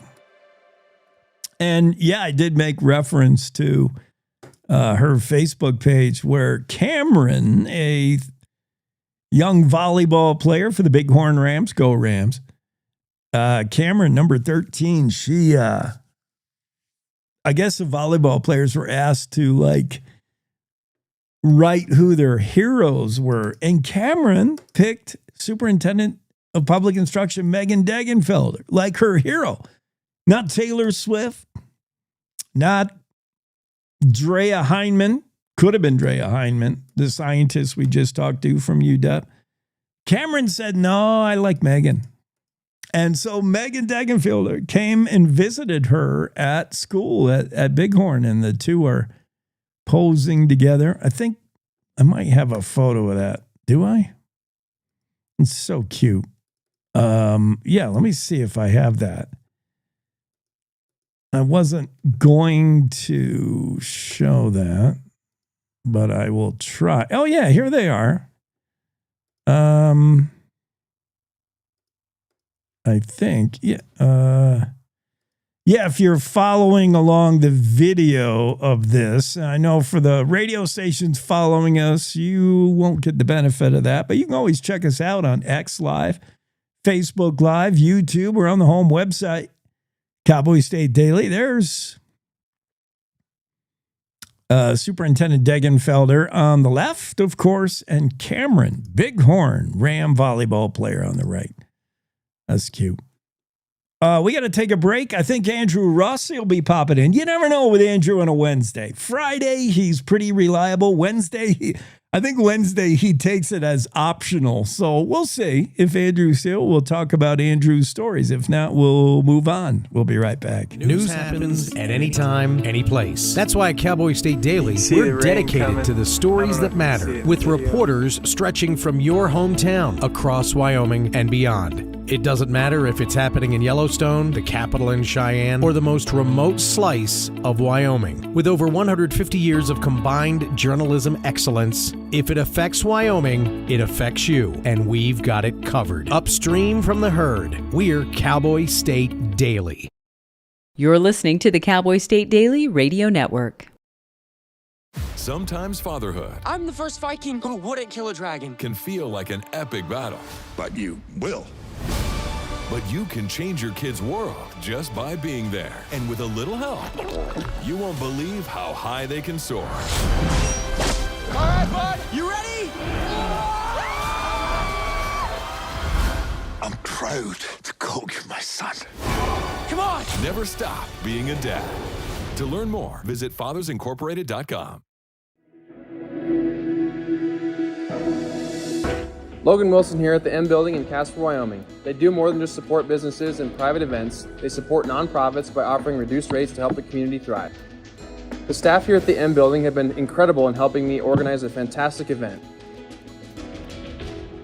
They are great partners for those who want to make a positive impact on the community. Come check out the M for your next event.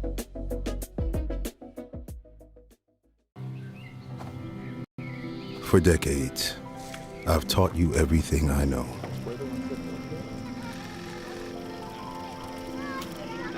How to safely build a fire. How to control the flames.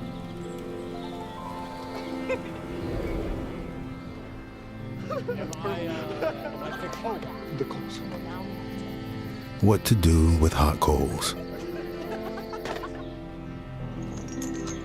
How to secure your chains.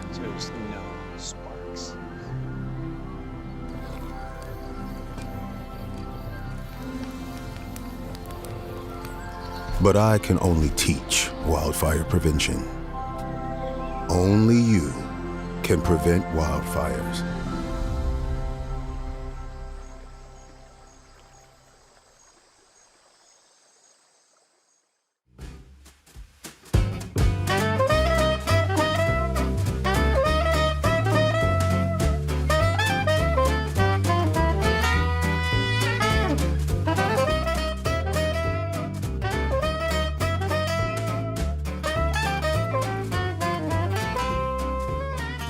Yeah, one of Andrew Rossi's stories is the horse rescue in Colorado. I just recently saw a bunch of elk that had broke through, I think, a frozen pond, and they were rescued by helicopter. They were kind of just hazed by the helicopter from what I saw. This helicopter just flew down really close to these bull elk that had fallen through the ice, and it just sort of scared them out of the pond. They self-rescued, let's say. But in this case, Andrew Rossi's got the story of how they did it down in Colorado. And this is not their first rodeo, by the way. These rural responders are well prepared for livestock rescues, horses, cows, whatever. You know, the one thing about domestic livestock, they're not that bright, and they're going to get themselves in all kinds of trouble. This horse found itself in a ditch and couldn't get out. It took 3 hours, a buttload of sedatives, because you want a horse to be calm, and a lot of manpower, along with a special tractor forklift rig to get this horse free. This happened in northeast Colorado over the weekend on Sunday. Andrew Rossi was there. Well, he might not have been there, but he's covering it for the Cowboy State Daily. Andrew Rossi's somewhere. He's not here. That's what we know. Not yet, anyway. Maybe he'll get here late. And yeah, I love when animals get rescued, don't you? It's one of my favorite things to realize. We had, remember we had the guy on who rescued the elk who was trapped in the barbed wire fence. I love that. And I love that this horse is now safe 3 hours later. We're just happy that our team was able to get the horse out of the ditch and reunite it with its owner, said Melissa Chesmore. She's with the Weld County Sheriff's Office, Northern Colorado.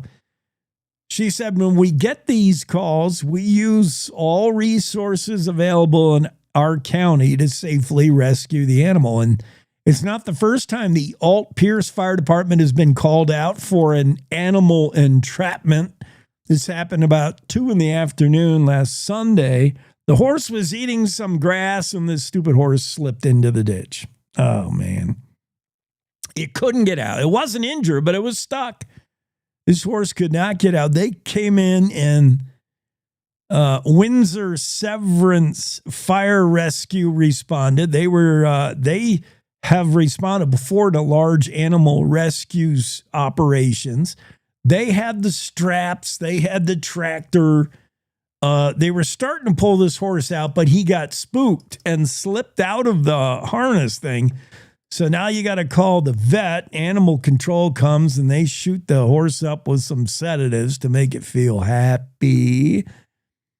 And despite a wind chill of about 16 degrees, a whole bunch of people got down to work and got this horse rescued. Andrew Rossi with a very heartwarming story about the horse. Does the horse have a name?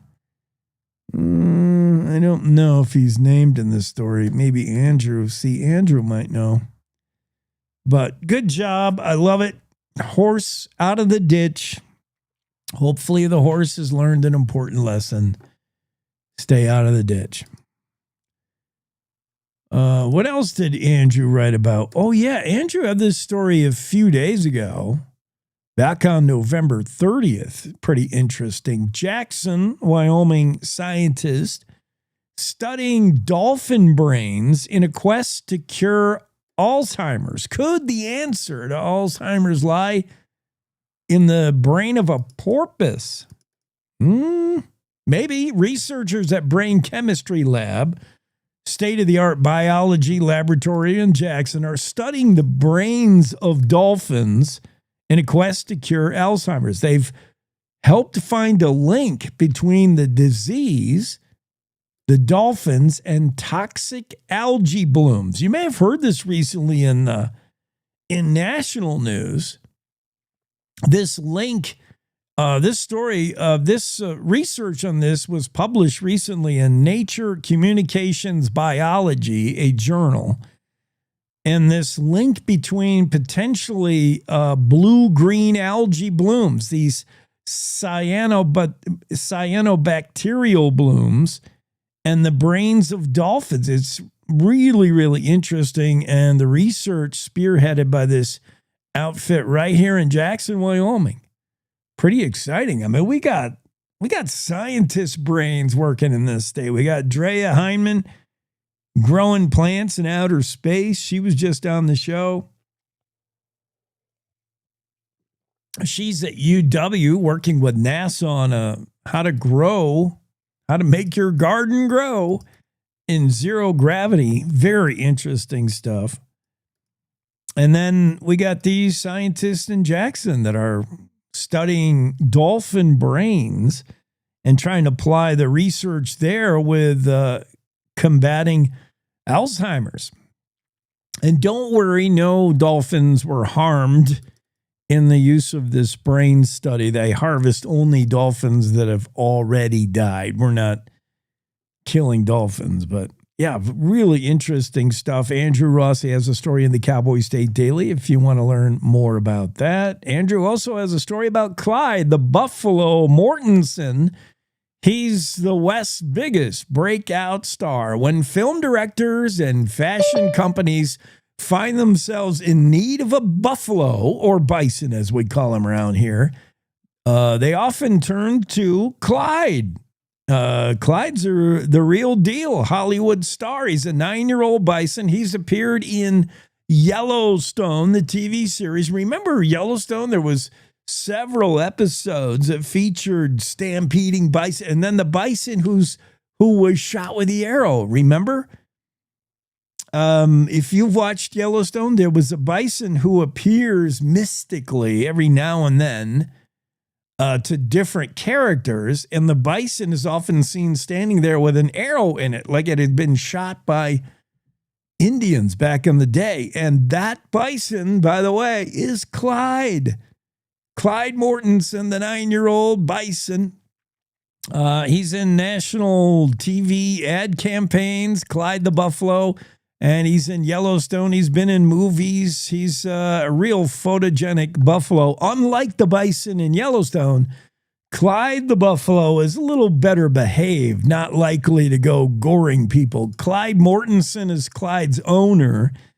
And he just recently, by the way, drove Clyde to Jackson for a photo shoot with fine art photographer, conservationist David Yarrow. I know David.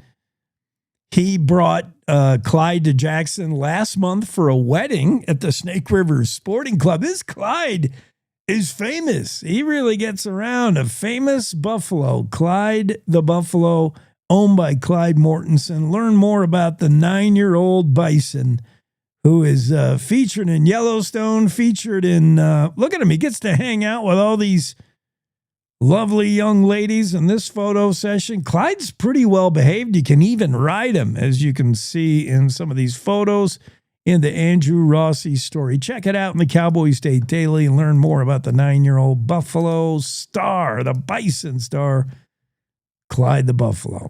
It's pretty cool. I think, well, without Andrew being here, let's do This Day in History because we probably won't have time to do it later. We got a jam-packed schedule. This day, 1762, France ceded to Spain all lands in America, the new America, west of the Mississippi. France ceded to Spain all the land west of the Mississippi. On this day, 1762, of course, the land would one day be part of the Louisiana Purchase. 1866, on this day, Nelson Story and his hands arrive along with a whole bunch of cows. That was the completion. They landed in Gallatin Valley, Montana, by the way, 1866. It was the first complete cattle drive from Texas to Montana, 1866. And this outfit had to go through hostile Indian. Remember, the Indian Red Cloud's War was going on, passing Fort Phil Kearny.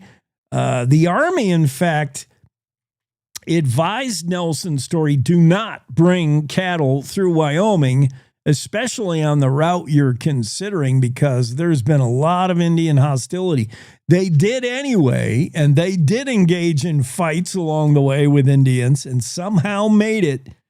The first recorded cattle drive from Texas to Montana this day in 1866 was complete. Nelson's Story made it on December 3rd. Dang. Probably had to deal with a little bit of weather as well. The first soldier interred at Fort D. Russell Cemetery this day, 1867. Former Wyoming Territorial Governor John Campbell was appointed to the American Council at Switzerland on this day in 1877. A young lady named Ella Watson, you probably know her better as Cattle Kate, on this day in 1888 applied for a brand, the WT brand. Her application was promptly rejected, and of course, Cattle Kate was later hanged, suspicion of cattle rustling back in the day. Cattle Kate, there was the notion, I think since disproved really, that Cattle Kate was accepting stolen cattle for a prostitute operation. Cattle Kate, the only woman ever hanged in Wyoming for cattle rustling, along with James Averill. Those pair were hanged in 1889, but it was this day in 1888 when Cattle Kate, Ellen Watson officially applied for the WT brand and was rejected. 1890 this day, they canceled school in Rawlins due to insufficient water for the school's boiler. 1899, fire at Fort Washakie destroyed 3 buildings. 1901, U.S. President Theodore Roosevelt delivered a speech to the House of Representatives asking Congress to curb the power of trust within reasonable limits. 1924, oil struck near Lovell. Big oil strike in Wyoming. 1944 reported that a serviceman from Ten Sleep had asked his mother to please send coffee. I remember reading that last year, actually. Western Airlines this day, a flight, a 737 bound for Sheridan. Western Airlines, 1979, accidentally landed in Buffalo. Oops. I mean, that could never happen today, right? Today, with all the computer, GPS, the plane is practically flown by computer. And the pilot really has to do the takeoff and landing. Other than that, machines fly these planes, right? In 1979, I can't imagine. I mean, it's not that archaic. It's not like it's 1939. 1979, accidentally landing in Buffalo, mistaking that for Sheridan? It seems like a major error. That happened on this day, 1979. Welcome to Sheridan. If you're connecting flights, oh, wait a minute. This looks a lot like Buffalo. Oops. Normally we would rodeo, but I don't have quite enough time to sneak it in. So we'll save that for later. And we'll talk about instead, how about this? In the world of fashion, this is a tough segue. In the world of fashion, Prada just bought Versace for $1.4 billion. You talk about 2 high-end fashion retailers. The Prada Group closed on the purchase of Versace, $1.375 billion. It's now one big, giant Prada Versace outfit. That news in the Wall Street Journal the other day. And finally, in the no-duh department, giving your 12-year-old a smartphone could lead to massive health problems, a new study has found. 12 years old with a phone. I'm not a parent, but it seems early to me. I don't know. What do you think? I know that kids today, The phone makes for a great babysitter. There's pressure from their peers to have a phone at age 12, but 12 seems early. A new study done collected data from 10,000 U.S. adolescents found that kids who owned a smartphone at the age of 12 or earlier experienced an increased risk of depression, obesity, and insufficient sleep. Stanford Medicine did the study, and I'm not surprised. Seems a little early to be rocking the cell phone. You'll be staring at that phone plenty when you get older.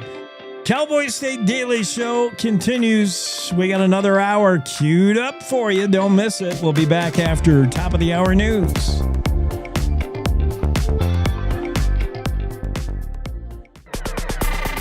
It's time to take a look at what's happening around Wyoming. From the Cowboy State Daily News Center, I'm Mac Watson. A Casper man who ran for U.S. Senate in 2024 and made headlines with an aspiration to buy TikTok can keep suing a former state legislator. A judge has ruled. Cowboy State Daily's Claire McFarland reports that Reed Reisner's lawsuit will survive at least in the evidence swapping phase. Judge Curvin sat down and said, okay, I'm going to look at this showing grace to Reed Reisner and just kind of being soft toward his claims at this stage. That's required at this stage, according to case law. So he did that, and under that soft standard, yes, it survived, and it immediately got catapulted into the discovery phase, so the evidence swapping. And then after the discovery phase, there's other parts, including Beauchard at that point can ask for the court, once he has the evidence at his fingertips, he can ask the court to judge the case early in his favor at that point as well. Reisner claims former state legislator Anthony Bouchard defamed him as part of a coordinated smear campaign. The town of Rock Springs hired a 300-goat army to eat through weeds clogging drainage canals this past spring. Now, homeowners in Fort Collins, Colorado are using 600-pound hogs to root out unwanted weeds. But Outdoors reporter Mark Hines finds out the answer to the question, are hogs better than goats? The guy who has a hog said they're really good at weed mitigation. They root around. They rip things up by the root. There are people that have used goats for weed mitigation in Wyoming. And he said, yeah, goats are great, but they'll just kind of go along and either nibble the tops of plants or nibble plants down to the ground, whereas the hogs go a step further and rip out the roots. So will Wyoming see hogs replacing goats for weed control? Weed and pest control experts contacted by Cowboy State Daily said they haven't heard of hogs being used here in the Cowboy State just yet, but they weren't opposed to the idea either. I'll be back with more news from the Cowboy State Daily News Center right after this. At the Wyoming Rescue Mission, we offer more than a meal. For just $2.58, you can provide the gift of hope, a hot meal, safe shelter, and a chance at a brighter future. We will serve thousands of meals this holiday season, and each meal allows our guests to experience the true spirit of Christmas, love, hope, and new beginnings. Please give the gift of a hot meal and hope today at wyomission.org. That's WYO mission.org. Cowboy State Daily News continues now. A 64-year-old Cheyenne man faces an attempted aggravated vehicular homicide charge. Cowboy State Daily's Greg Johnson reports that Calvin Alexander is accused of striking and injuring a Laramie County Sheriff's Office deputy with his vehicle during a wild Monday evening traffic stop. Basically, this guy just didn't want to pull over. The sheriff's office responded. It's not a high-speed chase. He's just kind of driving slow and doing U-turns, and multiple deputies come out. Finally, they think they've got him to stop. They get out of their cars to go approach him, and he instead, according to the sheriff's office, he goes and hits one of the deputies, hurts them, and keeps trying to get away. And it's not until the sheriff himself arrives and kind of blocks his car in that they actually get him. And even then, he still resisted. They had to pull him out of the car, and they finally had to tase him. The sheriff's office report states Alexander was booked into the Laramie County Detention Center on charges of interference, felony property destruction, driving under the influence, aggravated fleeing, and eluding police.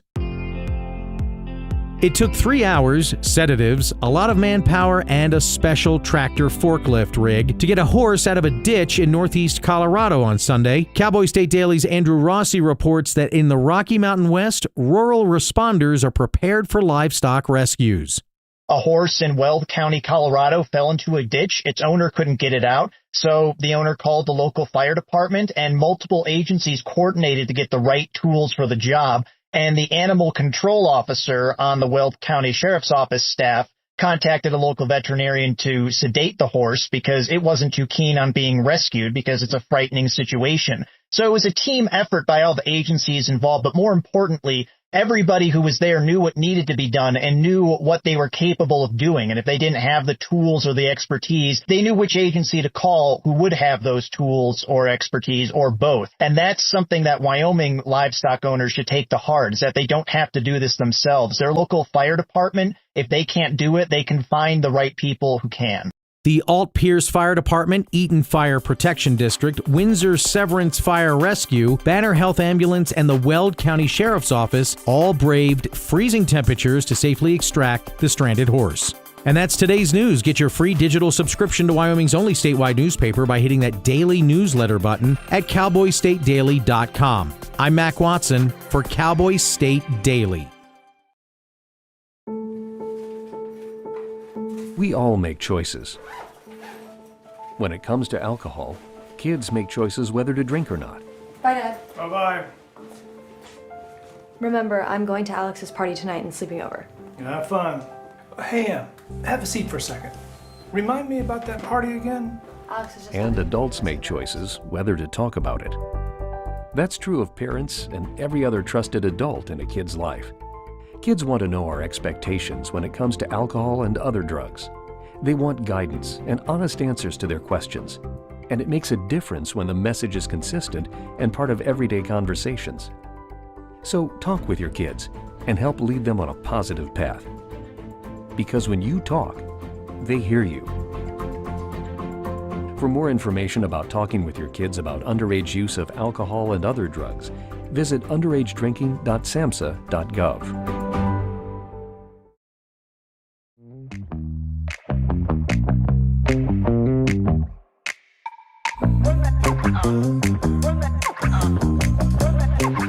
Cowboy State Daily Show on a Wednesday. It means Claire McFarland's going to be here in just a bit. You know, Andrew, if you're out there listening, I think Andrew did try to join us, but Zoom did not say it was Andrew Rossi. It said it was some weird thing like acro or something. And I didn't know it was Andrew. And I bounced him out of the corral. I'm sorry, Andrew. I think that was him. And I think this is Claire. So let's get with Claire without an E right now. Claire McFarland, what are you up to Wednesday? I just starting my day. Yeah. Got the kids off. It's snowy. It snowed last night. Did it really? Yeah, what are you doing? In our town. Yeah, we got a little bit of snow. I'm trying to find anyone who saw the Macy's Day, Thanksgiving Day parade. Macy's. I did not watch that. I'm like 0 for 11 now. Nobody did. I'm the only one. Yeah, my mother used to get all excited and put it on, and just start a wood fire and we'd watch it. Wow, I guess that's maybe not a fad now. Maybe not a tradition as much. That's kind of what everybody said. Like we used to do that, but not anymore. Jeez. Gee whiz. Because I did see the Shoshone tribal dancers. I didn't know they were coming up. Jackie wrote the story after the fact, but I saw them and I'm like, oh, I know that. I wanted to claim them. Yeah, that was pretty cool. Anyway, let's see. Where do you want to start? I'll let you steer us because I have Reed Reisner's defamation case that can move forward. The wife of the Cody man, who is now in trouble as well, perhaps for helping clean the phone up, allegedly. We got a couple in jail thanks to Wyoming Highway Patrol, and we're going to have them on later. A bolo issued for a teenager missing in Wisconsin, and what a job. Great job, troopers. Or the Florida bagel seller that bounced a bad check for like $500,000. Where do you want to go? I will talk about the Reed Reisner lawsuit. Cool. Anthony Bouchard had some things to say about Reed Reisner on socials. Note to self, careful what you post on the internet, man. But Reed did not care for it and is suing. Where are we with this? Yeah. Allow me to talk nerdy to you. So Please.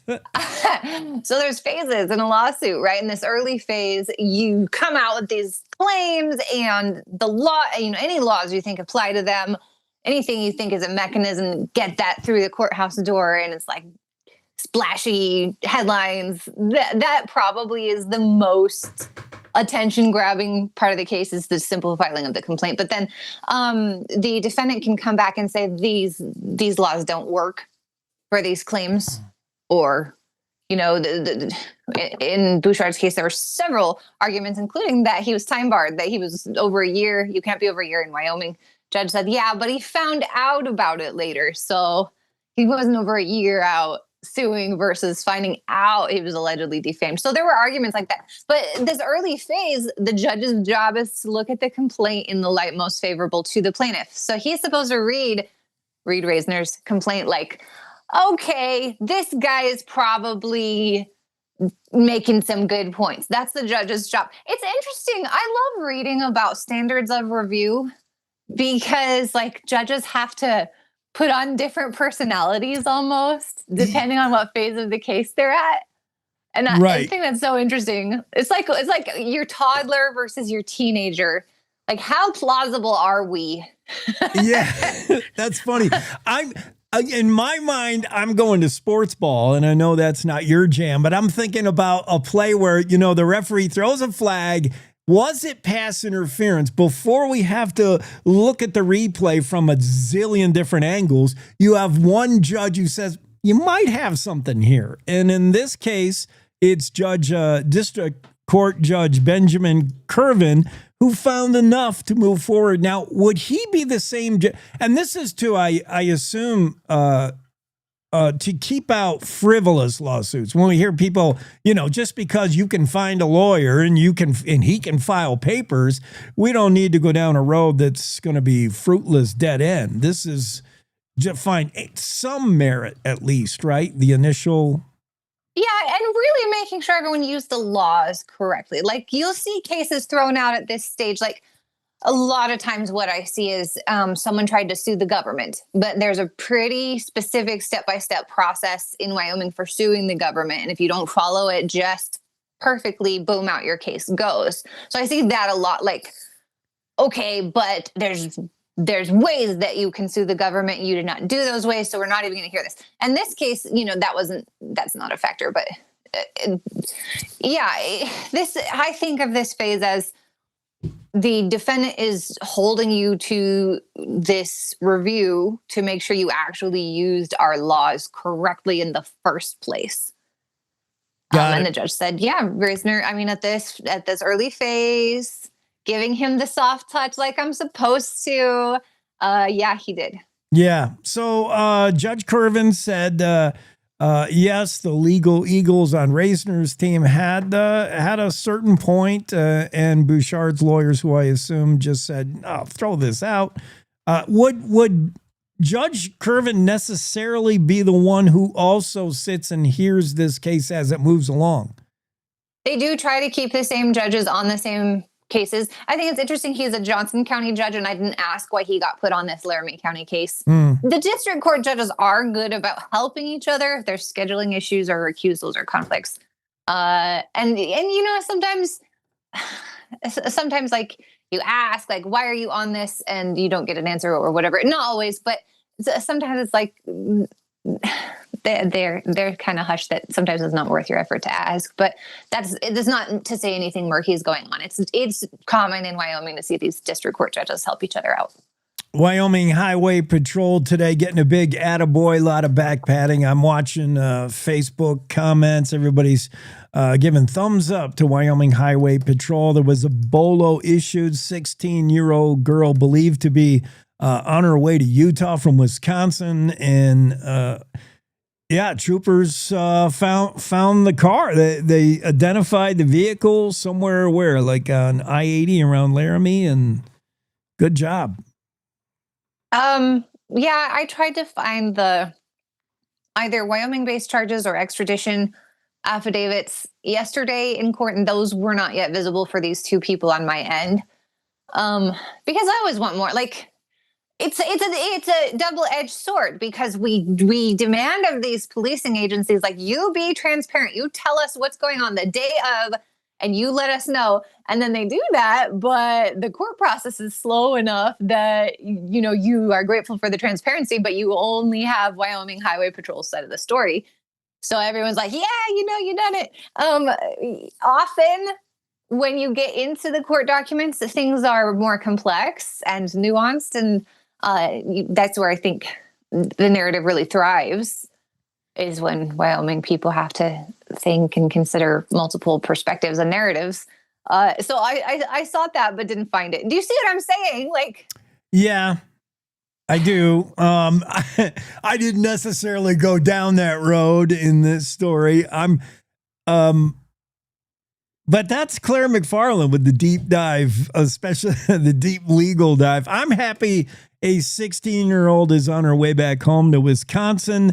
Alex Solis Gomez, Pedro Perez are in Carbon County detention. One of them, I guess, was wanted on some drug charges out of Wisconsin. But to me, the takeaway from the story is sometimes all the tech in the world can't beat old-fashioned police stuff.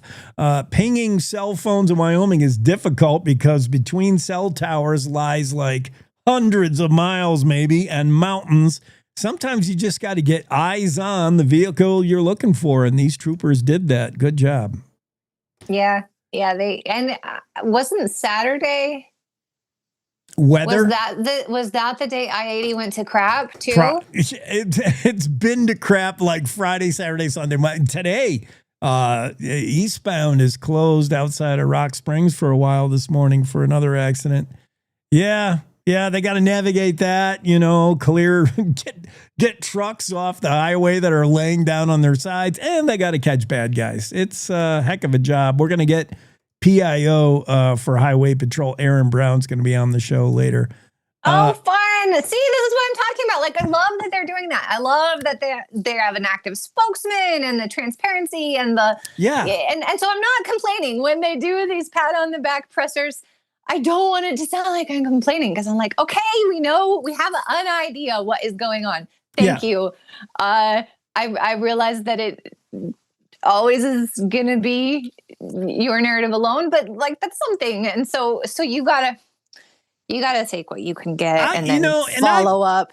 Yeah. I found Highway Patrol to be pretty accessible whenever I want to find out more. They often have a spokesperson or a captain or whoever their ranking dude is for a certain region. Once in a while, they'll turn you on to the actual trooper. They're like, here's his cell phone number. Yeah. Like, I found them pretty good about that. They did that for me one time with this guy that was explaining pursuit maneuvers. Right. It was the most fun interview. Like, this is the difference between PIT and TVI. And it was so... In my head, I love, like, my dad was a demo derby. Do we say athlete driver? My dad was a demo derby driver throughout my childhood and like mechanic. And so I love getting into that crap. And it was, you were correct. They can be very accessible and it can be very fun. Law enforcement has all these fancy acronyms for what they're doing. It's basically a controlled crash. You crash into the bad guy, but they've got terminology for it. Is that so that, like, to mask that they might actually be having fun? Might be. That would be the funnest part of my job for law enforcement. Yeah, crash that back. Because how many times have you seen the slow to mid-speed chase and you're just thinking, knock that guy off the road before he hurts someone? I don't know. Usually I'm thinking, quiet down, kids. I'm taking a video of this. You want to see how it plays out because, you don't want to influence news, just report it. Like, there's a news video and there's these kids in the back of the van like, you're on my toe. All right. What one last thing we have for you, Claire? Let's talk about this Cody guy. He's already in trouble, allegedly, for facing child sex crimes. And then the wife now being accused of maybe, I wanted to say, I call everything aiding and abetting, but there's actual real terms for what she tried to do, cleaning up his cell phone, allegedly, of stuff that might be. Yeah, Jimmy Parks is very well known. Yeah. Park County. He's in custody on alleged sex crimes and now alleged perjury. His wife is charged with perjury and aiding and abetting on allegations that she wiped his cell phone clean and doctored it before handing it over to law enforcement as a supposed gesture of goodwill. I just want to, because I'm kind of cold and I'm not as, I'm more technical about things. I want to shout out to CJ Baker and Powell Tribune. Yeah. Even though I can grab these cases that rise to statewide level and I can scour courts on my own, and I have, and often I scoop the local papers. Baker's he's very faithful to cover his county. And as a local old paper news girl myself, I love to see robust local coverage. And, and sometimes that is a feeder program for statewide outlets or national outlets. And that's, I'm sure that's not the favorite thing of a local reporter, always to see his story picked up. But I still am just so pleased that closeness to the ground, to the county is there. And that's all. Just shout out to CJ. Yeah, definitely. CJ Baker is Powell Tribune. Whenever you go read that, I mean, his CJ's all over every byline. Yeah, definitely worthy shout out. Claire, you've been fantastic. Thanks. See ya. Cowboy State Daily Show Wednesday. We're going to take a break. We'll be right back with more. Stay with us. Let's face it, mornings are tough. Gotta get up, gotta get the kids ready, feed the dog, the cat, every other living thing in your house. Oh, get caffeinated. It's a lot of work. It's a lot of work. But you also want to be informed, catch up on what's happening in Wyoming and the world as well. Hear from the newsmakers of the day. That's why Cowboy State Daily has The Morning Show with Jake. Jake Nichols talks about the news you care about, not some tired, stale morning show. Hey, it's Jack and Jill on Z108. Coming up, we'll talk about nothing and laugh at our own jokes.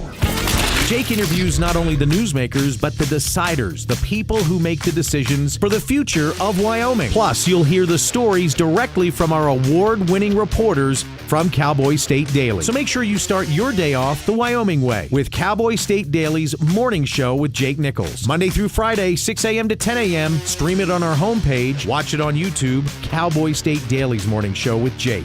Oh, and don't forget your car keys. This is the Cowboy State Daily Radio Network. Mom, I got it. What are you doing in there? I got stuff. Are you a dog? I wouldn't do that. Have you seen the pliers? Where'd you find those? It's not your birthday. Sorry. Bye, Grandpa. Bye, Grandpa. Take care of yourself. What are you doing?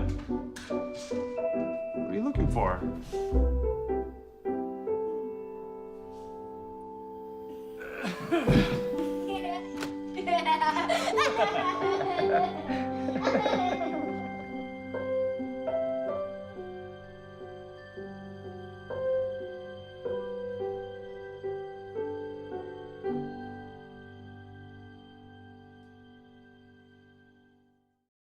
I don't think many kids in my son's school even do it.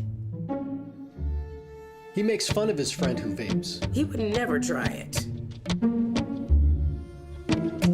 She's into soccer. She's on the honor roll. She's just not the type. No way. No way. No way. No way, my kid would never vape. Get your head out of the cloud. Today, nearly 8,000 kids will start vaping. Maybe even yours. Learn about the dangers at talkaboutvaping.org. Life's daily battles are not meant to be fought alone. We're not powerless, so long as we don't lose sight of what's important. Don't be afraid to seize that moment to talk to your friends. Cloud, you okay? Because checking in on a friend can create a safe space.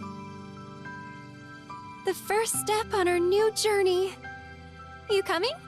Reach out to a friend about their mental health. Seize the awkward. It's totally worth it.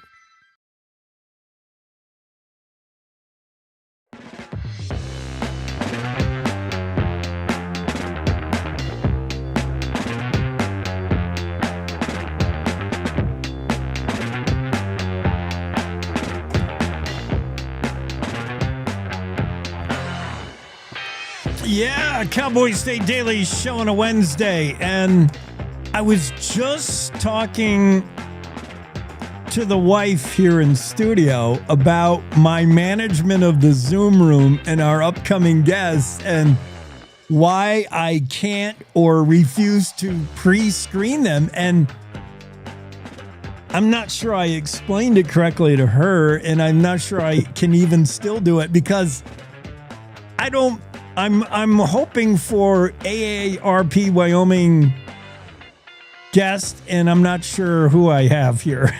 See? I don't know what I'm doing. Can you hear me? Yes, I hear you. You got Sam Shumway. Sam Shumway. AARP State Director for Wyoming. So okay, I think you got the right guy. I thought it was going to be Thomas. Okay. So, yeah. All right.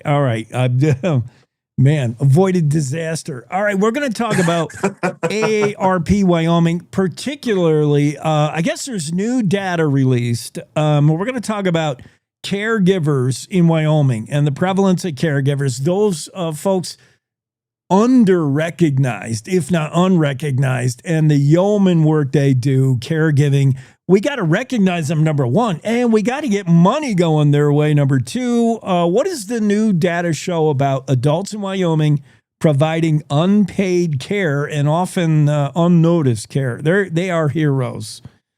Yeah. What a great intro. Thanks for that, Jake, and thanks for having us on to talk about this.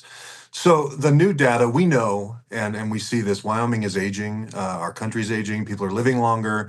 And as a result of that, we're seeing more and more people needing to step up and take care of family members, loved ones, neighbors.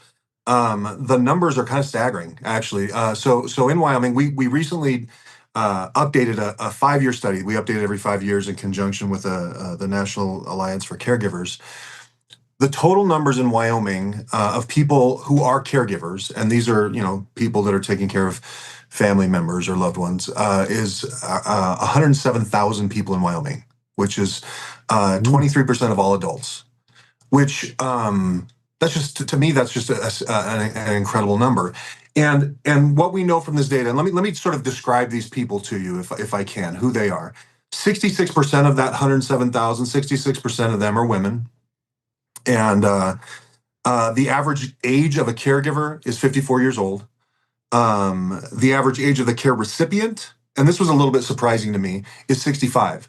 Oftentimes we think of, you're caring for your 85-year-old neighbor who, is homebound or whatever.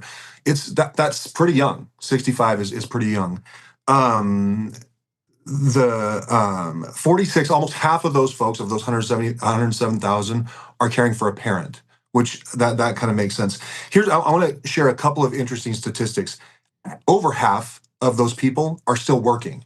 So they're working either part-time or full-time, and then they're spending, let me see, a third of those people are providing at least 40 hours of care every week. So, I mean, this is you talked, I think you said yeoman's work. That's probably an understatement for some of these folks it's a full-time job, sometimes in addition to the full-time job they have. And then the last statistic I want to share before we talk a little bit more about, what this means to those caregivers. 25% of those folks, those caregivers, are in what we call the sandwich generation of caregivers, meaning they have kids at home that they're caring for, and then they're also caring for an older parent or a neighbor or something like that. And so it's really, the sheer numbers to me were just shocking. How many people are out there? And I know, Jake, that people that are watching this or that are listening to this are caregivers. And I want to speak to them. And you said it, and you said we need to support them better, but we also need to recognize them, and we need to let them know they're not alone in this. That there are 107,000 people doing similar or the same thing that they're doing. I think it's a good point, this sandwich, to think. For one thing, I'm encouraged that we are caring for and respecting our elders. You know, that was something for a long time, Americans just sort of put grandma and grandpa away and just did not give our elders the respect as maybe, Native Americans. They cherish the elders. I'm glad we're doing that, but it's difficult, especially if you choose to home care. A lot of times, you want to stay at home, and these are not, as you point out, necessarily the 85-year-olds. This is the parent while you're still trying to deal with your kids. You probably trying to hold down a job. There's a lot going on. What are the resources available? We're talking to Sam Shumway, by the way, AARP Wyoming. What are resources available for these? Well, before I go there, can I just, you look at the value that they provide to the state, because I think that's important. Not only the value that they provide to the people that they're caring for. Obviously, these people want to stay in their homes. They want a family member, a loved one taking care of them. But the economic value to the state of Wyoming in this latest data, $54 million per year. And that's a huge chunk of money. And if these people weren't doing this, what happens if they're not providing care? These people are going into nursing homes. And the state of Wyoming pays for almost 70% of nursing home stays through Medicaid. And or they're having to pay someone to come and provide care in their homes. And so it's a tremendous value for the state of Wyoming and for these individuals, and it comes at a cost. Like you said, a lot of these caregivers are paying out of their own pockets. 80% of them pay out of their pockets to provide care, and the average amount is just over $7,000 a year. What they're paying out of their pocket, that's over $500 a month. That's a chunk of change for these people. Some of whom are on fixed incomes, and they they sacrifice a lot. So as far as resources, I had somebody tell me who is a caregiver just the other day. I was on radio, and he explained becoming a caregiver, which nobody really is ever ready for. They don't really prepare you for this. He said it's sort of like if you didn't know anything about football, you'd never played the game, you've never watched the game, and all of a sudden you're thrown on the sideline and they tell you go in, you're the quarterback. He said it kind of feels like that. Yeah. And you don't know what you don't know. Just as far as resources, I want to talk about a couple things real quick that AARP Wyoming provides. We have a great caregiver resource guide. It's sort of like, parents, I've got kids, they say they don't have a manual for how to raise kids. That's true. This is kind of a manual for how to be a caregiver. And if you're a caregiver watching or listening right now, and you're a new caregiver and you're just like, I'm trying to keep my head above water, I would encourage you to download this or go online and check it out. There are a lot of things that you haven't even thought of as far as resources that are available, programs, even how to, approach caregiving during the holidays, or, how to rally family members or neighbors together and how to plan for care and all those things. So that resource guide is available online. There's the URL. It's kind of long. I'll just say search AARP Caregiver Resource Guide. You'll be able to find it. I would really encourage you to go look at it. I mean, like I said, I think you'll see some things in there that you weren't aware of. The other thing I just want to mention real quick is we about 3 years ago, we have volunteers kind of all over the state, AARP does, and one of our volunteer groups decided we want to do something a little bit more tangible for caregivers to support them.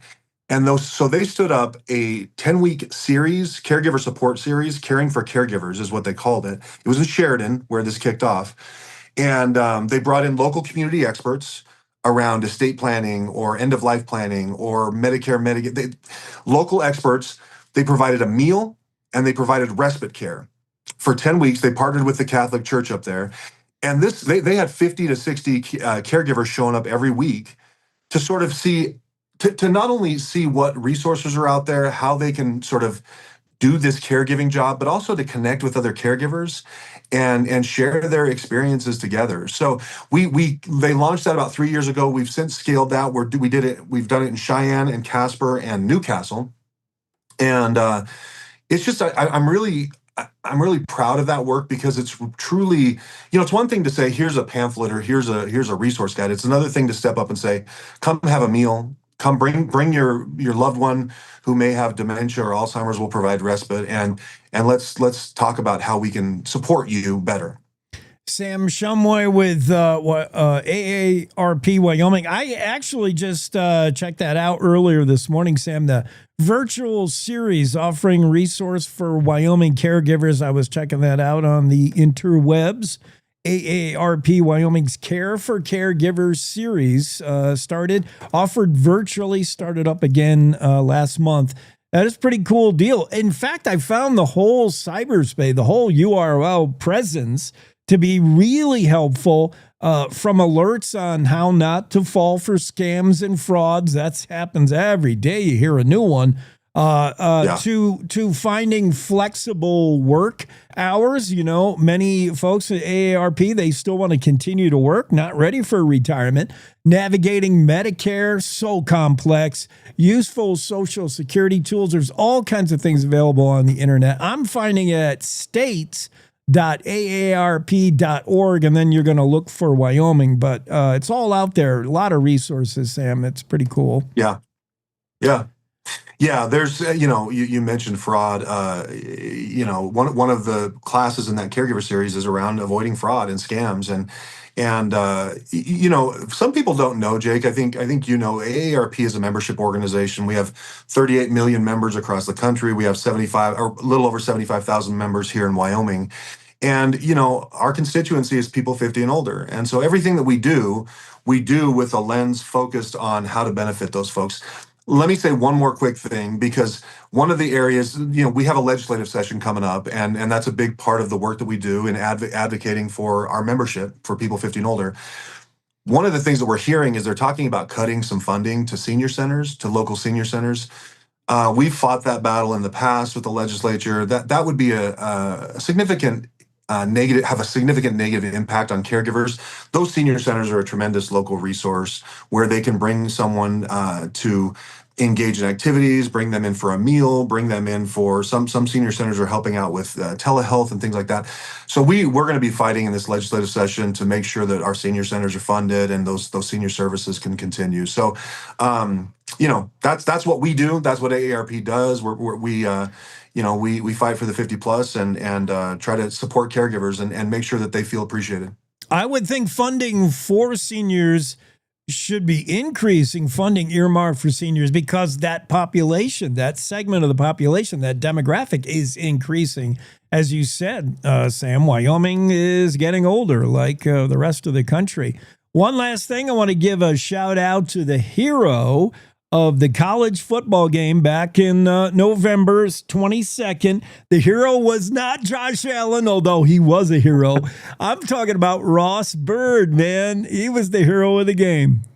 Yeah, we loved doing that. So UW Athletics is one of our partners, and every year, as part of our veterans work, we were able to recognize a veteran every year and their service and their contribution, and so it was during the Josh Allen recognition football game, but we always put kind of a little tribute up on the big video board, and just really proud of our veterans and really grateful for them. I want to make sure that Bighorn's Ross Byrd was not overshadowed by number 17. His military and firefighting career, he's the true hero of the game. Well, I appreciate you saying that, Jake. We all like Josh Allen a lot too. Yeah, he's all right too. And one day he'll be over 50, and he'll need. That's right. He'll have Haley. He'll be a caregiver. Yep. Sam, thanks for coming on. Appreciate it. Thanks, Jake.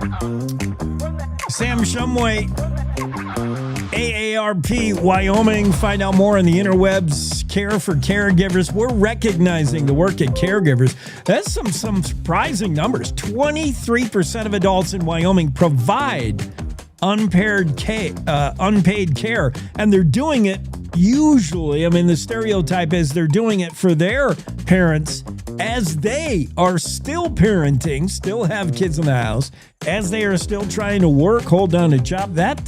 We got to recognize the folks that are giving care to our seniors. That's huge.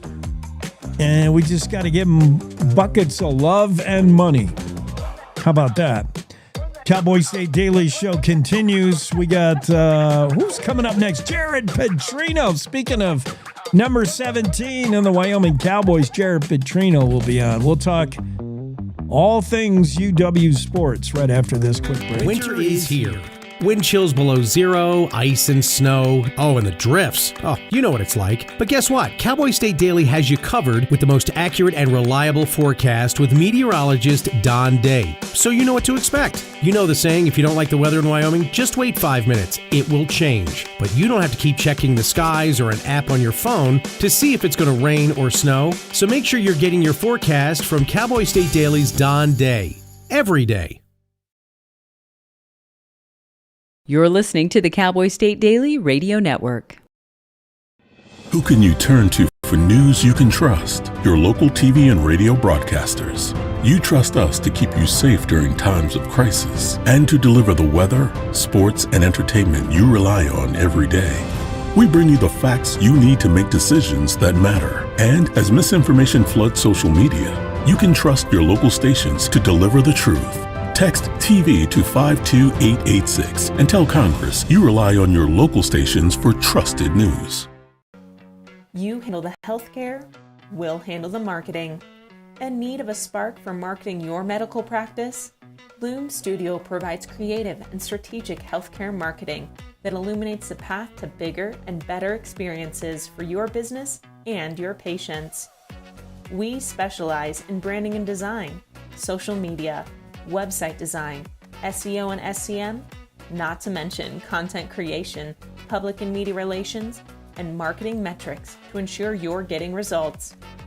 If you're looking to increase your patient engagement and retention, enhance your community impact, and streamline your marketing efforts, our team is ready to help you achieve your goals. Contact us today and learn more at loomstudio.com. We come from a long line of farmers, and there's a sense of pride, but there's also a significant amount of pressure. Farmers have to take care of their physical and their mental health, because what's a farm without a farmer? Watching the sun come up, that's my time. I can have a cup of coffee, and every day is a new opportunity. That's cool. Your hand's gotten so Yay! Don't forget to check in on yourself. Love your mind.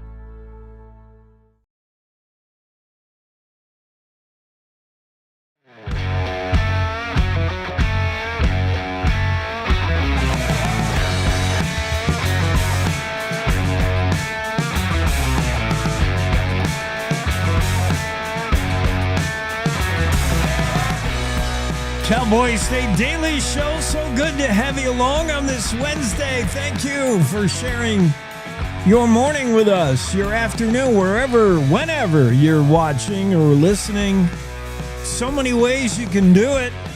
You hear us syndicated throughout the state on radio stations everywhere. Sometimes in real time, sometimes rewind, playback.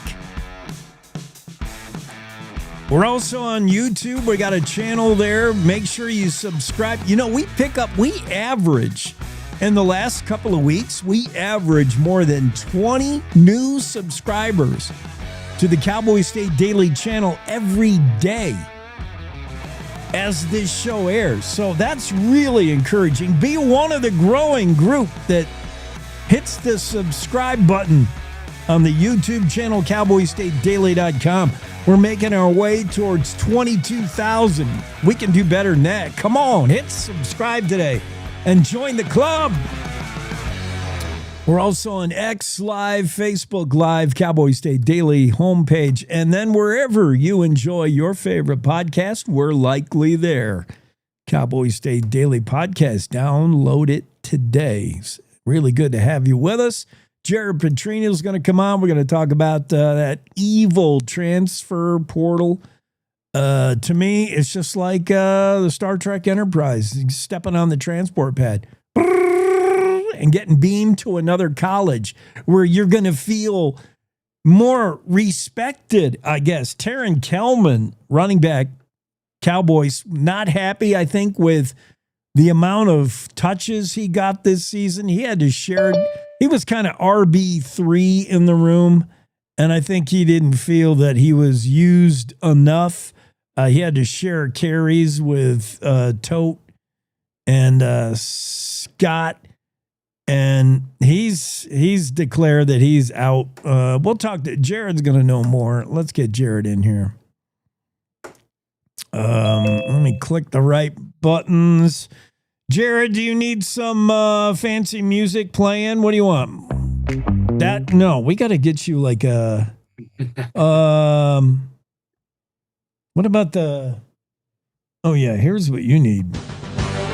Jared Petrino, joining us, UW Sports. Jared, I started right in with the transfer portal. Let's get the bad news out of the way, the evil out of the way. Taryn Kelman, who joined UW from the transfer portal, now is jumping back in and wants to be transported to another college.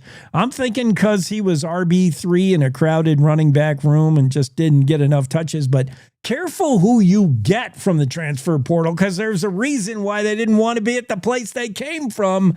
I don't know about the loyalty and the commitment of anybody who comes out of the portal, but Kelman announced he's out.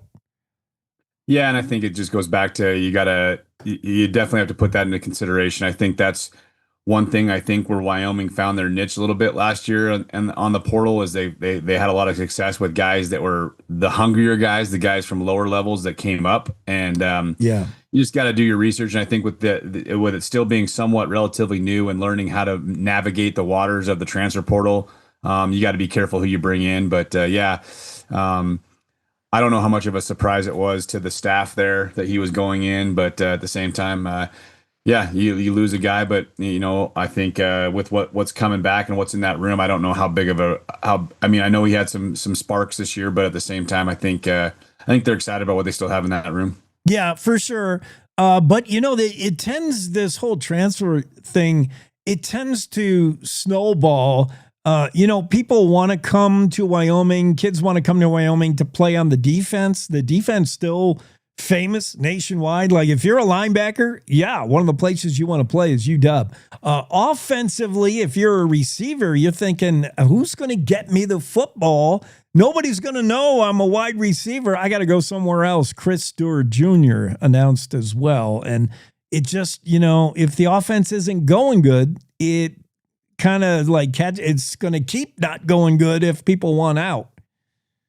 Yeah, 100%. I think not just that with the current situation they're in, we don't know who the offensive coordinator is going to be. So waiting to see who the offensive coordinator is going to be, waiting to see, who the quarterback's going to be. I saw that the Hasselbeck kid did sign today. So that's a good sign that they have the freshman sign. So, but you've heard Coach Savell say that they're going to go out and try to find a transfer quarterback to come in and compete and have it be an open competition and not crown a guy in the offseason like we've done the last 2 years and it not worked out. I think when you build competition, it creates some type of, competitiveness and it really shows their true colors. And it was exciting to see what Mason did on Saturday night. There's a little bit of excitement there, I think. We'll see how he grows from that. And the best part about it is this year doesn't even count for him from an eligibility standpoint because he never played more than 4 games. So 4 years left of Gillette standout Mason Droop. Gillette, right? Is that what he come out? Correct. Yep. I'm excited. And nothing wrong with a crowded QB room in the off season. We'll see who emerges. Today is signing day. Jared, what do we know? What happened? Well, as far as I know, if I'm keeping track on it, everything has came through. I think there's one offensive lineman. They're still waiting on his papers to come in. Okay. But from what I was told from a report I got this morning was that everything has been no surprises. Everything has been on schedule. So other than they're waiting on one more person. So okay. Please tell me that on the list is not Young Hoo Koo, the Giants kicker. Dude, how many Giants kickers have they run through the revolving door this year? Jude McNamee or whatever he is, the Ireland guy. He blew 2 PATs against Denver. They bring in this other guy, and he kicked the ground. Even Danny DeVito said, "What the hell was that?" Yeah, that's oh boy, that was interesting for sure. And he's blaming it on the ball was moving and all that stuff that he dropped. I think the only person that's probably the most excited about The only person that's excited about that is there's another meme out there that might overrule the butt fumble by Mark Sanchez. So a New York meme has been replaced by a kicker. So I think Mark Sanchez might be excited about that. Totally. My favorite meme was you and I hitting a 9-iron and getting nothing but turf. Oh man, I hit it a little fat. Yeah. All right. Let's, as much as it pains me, let's talk about Hawaii. I know, going there is always fun, but it's never fun when the game starts. This year, Hawaii's good. I mean, they're really good, explosive. One thing Wyoming that defense hasn't seen this year or hasn't really struggled with is stopping explosive. We've been good at limiting teams, keeping them in front of us. Hawaii got some big plays, and we knew they would. Yeah, probably the most athletic team we've seen probably since Colorado, honestly, earlier in the non-conference season. And that's, probably a little bit of a testament to when you're not putting a bunch of points on the board, you're seeing their base offense still running the ball. And that's what we're really good at, is stopping the run and that type of thing. But you get a team that wants to spread you out, they can expose you in different ways that we haven't had the chance to, see our defense actually have to defend in a while. So, but yeah, you talk about the transfer portal. I was watching that game, and I can't imagine some of those kids staying on that roster. I mean, if those kids that have eligibility, that number 9, he caught that one curl route and he was gone. And but yeah, they had a lot of speed. They had a good quarterback. They had a defense that was flying around. But yeah, they got things going, and especially when you got to play them on the island. You look at their record on the island versus their record on the mainland. It's almost night and day. But I talked to some of the people on the staff. The Cowboys didn't get home till 2:30 in the afternoon. So you just think about that travel coming back, and season's over. But can you imagine having to play a game this Saturday if that was a midseason game as opposed to the last game of the season? That's tough. But yeah, Hawaii's got Coach Chang's done a great job of getting some of that local talent there, and shoot, it seemed like every time I heard a guy make a play, he was either from Vegas or from the Southern California area. So they're basically just hitting Hawaii, Southern California, and Las Vegas, it seems like. But yeah, they got a good group this year for sure. Yeah, fun team. True freshman quarterback is really good. Although, man, that game started as good as it could for the Pokes. A pick 6, and man, we were up 7-0. I was all excited, but that was the only touchdown, and the offense didn't do it. Oof. Yeah, for sure. It was there was some, and then the hard part about it, there was some solid drives. They put together some decent drives on offense. They just couldn't finish with points, and kind of the same old story. Just something, it wasn't really what they were doing, is us hurting ourselves and not putting ourselves in situations, and then right before half, it's the little chip shot field goal and can't convert on that, and that would have been nice to be down 20-10 at half, and it was I just. But missing that field goal just changed everything. But going in that second half, but yeah, we'll see. I mean, obviously he's talked about it. He wants to, his words are blow up the offense and completely reconfigure it. And so I think everyone's kind of sitting here wondering what that's going to look like. So. Yeah, I mean, I hate to blow it up and start from scratch, because there was good thing. Whenever you look back at a game and you look at the statistics, Jared, from a Cowboys game, the offense by the numbers wasn't horrible. And I wonder if it's yards gained between the 20s, if the red zone conversion, third down conversion has been awful. I mean, when you really have to have a play, we haven't had a play. But by the numbers, the quarterback, the running game has been good. It's just not translating into points. Yeah, and I think the biggest thing is I don't know necessarily how much schematically needed to change. I just think like when you only have a quarterback that can only do one thing and really throw the ball, you look at all these teams that have made these big turnarounds on offense. It wasn't because of scheme, or it's because of players. I mean, the quarterback's able to get them out of trouble and make a play. And unfortunately, that's not Caden's game. He can throw the ball, but he's not a great runner. And you look at our success at quarterback, like in the past, at least in my time being involved with the program.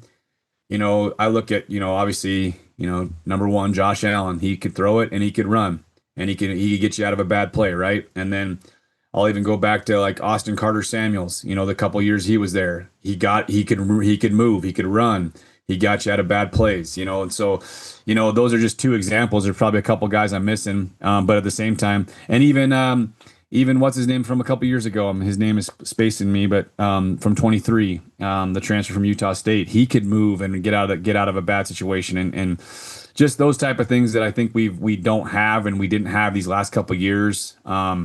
I think that's something that can help us. We don't have any ways to get any explosive plays. Like that's the part that's like, yeah, defenses are making us travel the whole length of the field, and at some point we make a mistake or we do something that puts us off schedule, and that's.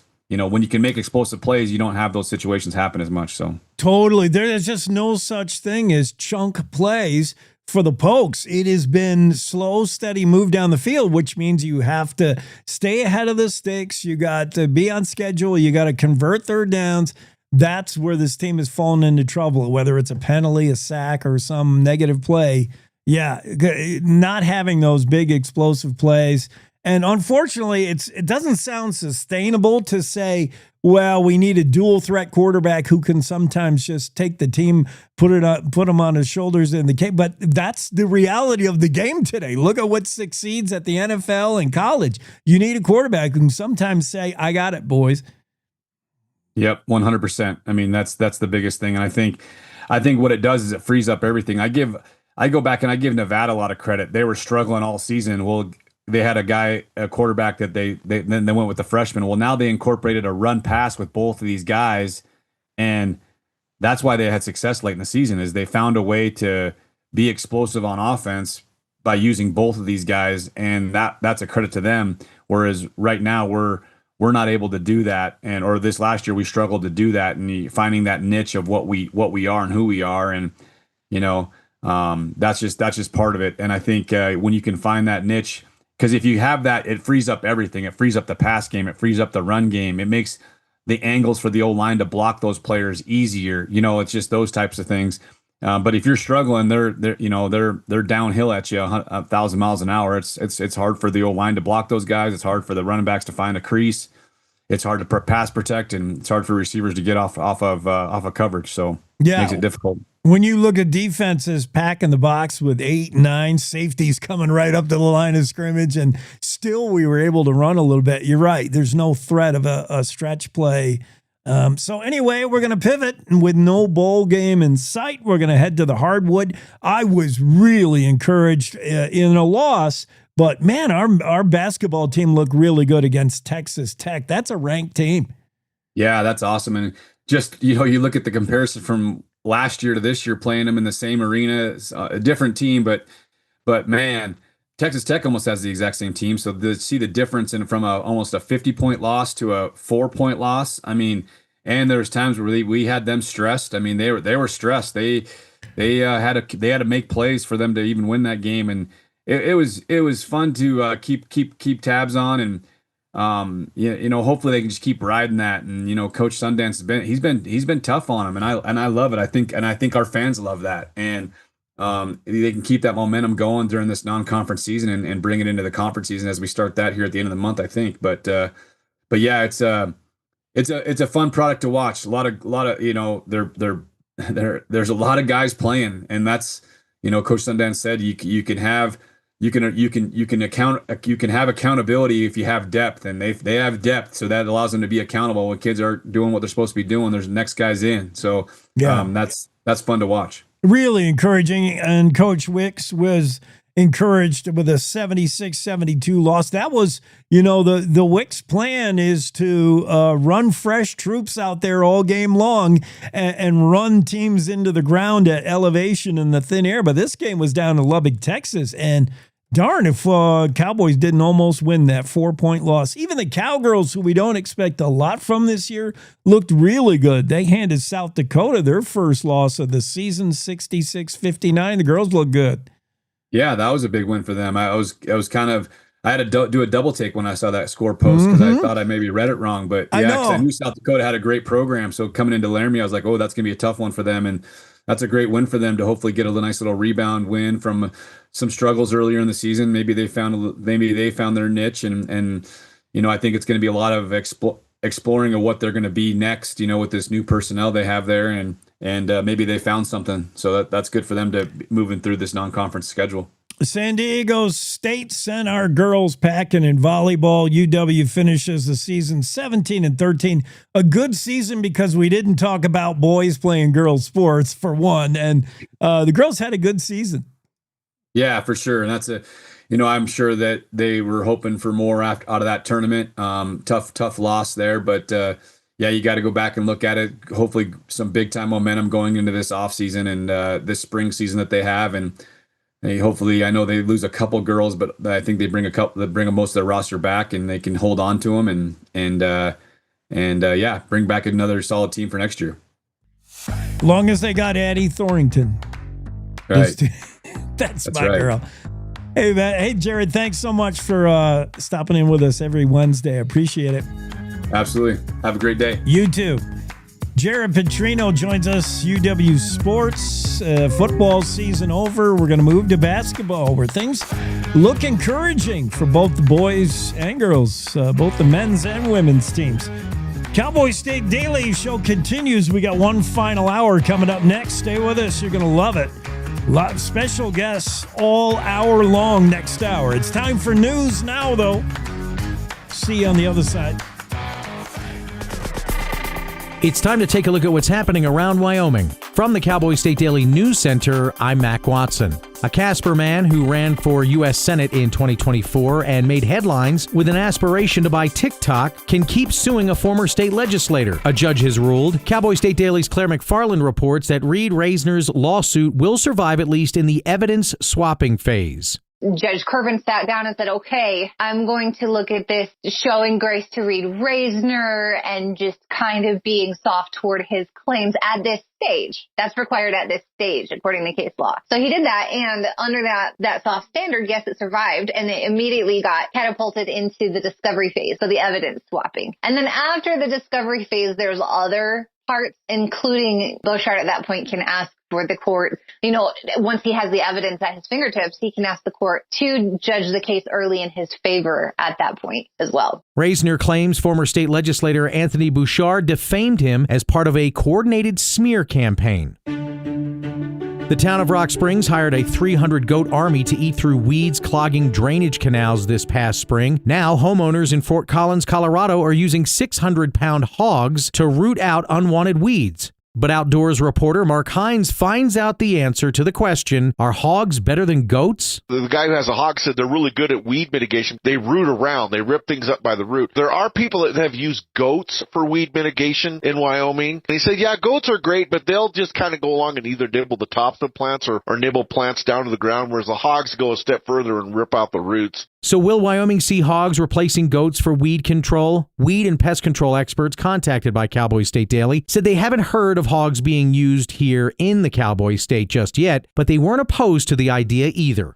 I'll be back with more news from the Cowboy State Daily News Center right after this. At the Wyoming Rescue Mission, we offer more than a meal. For just $2.58, you can provide the gift of hope, a hot meal, safe shelter, and a chance at a brighter future. We will serve thousands of meals this holiday season, and each meal allows our guests to experience the true spirit of Christmas, love, hope, and new beginnings. Please give the gift of a hot meal and hope today at wyomission.org. That's WYO mission.org. Cowboy State Daily News continues now.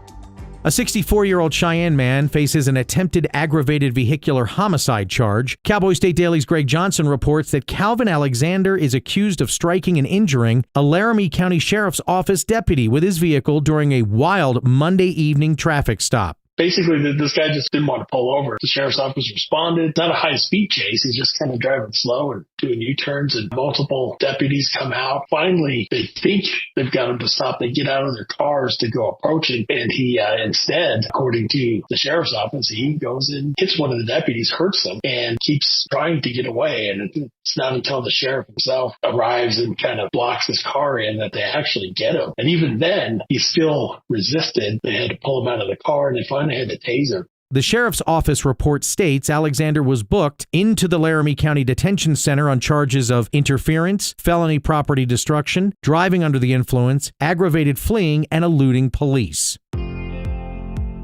It took 3 hours, sedatives, a lot of manpower, and a special tractor forklift rig to get a horse out of a ditch in northeast Colorado on Sunday. Cowboy State Daily's Andrew Rossi reports that in the Rocky Mountain West, rural responders are prepared for livestock rescues. A horse in Weld County, Colorado fell into a ditch. Its owner couldn't get it out, so the owner called the local fire department, and multiple agencies coordinated to get the right tools for the job.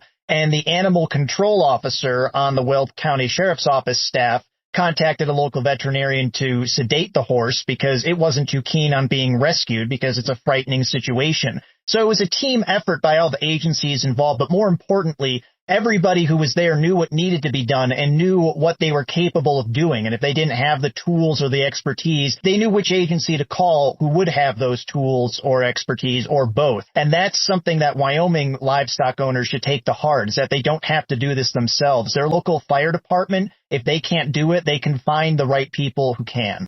The Alt Pierce Fire Department, Eaton Fire Protection District, Windsor Severance Fire Rescue, Banner Health Ambulance, and the Weld County Sheriff's Office all braved freezing temperatures to safely extract the stranded horse. And that's today's news. Get your free digital subscription to Wyoming's only statewide newspaper by hitting that daily newsletter button at cowboystatedaily.com. I'm Mac Watson for Cowboy State Daily. We said we'd never give in to a meltdown. Never babysit with a screen. We said we'd never let the toys take over. Mariella! Never leave the house looking, well, and never let them out of our sight.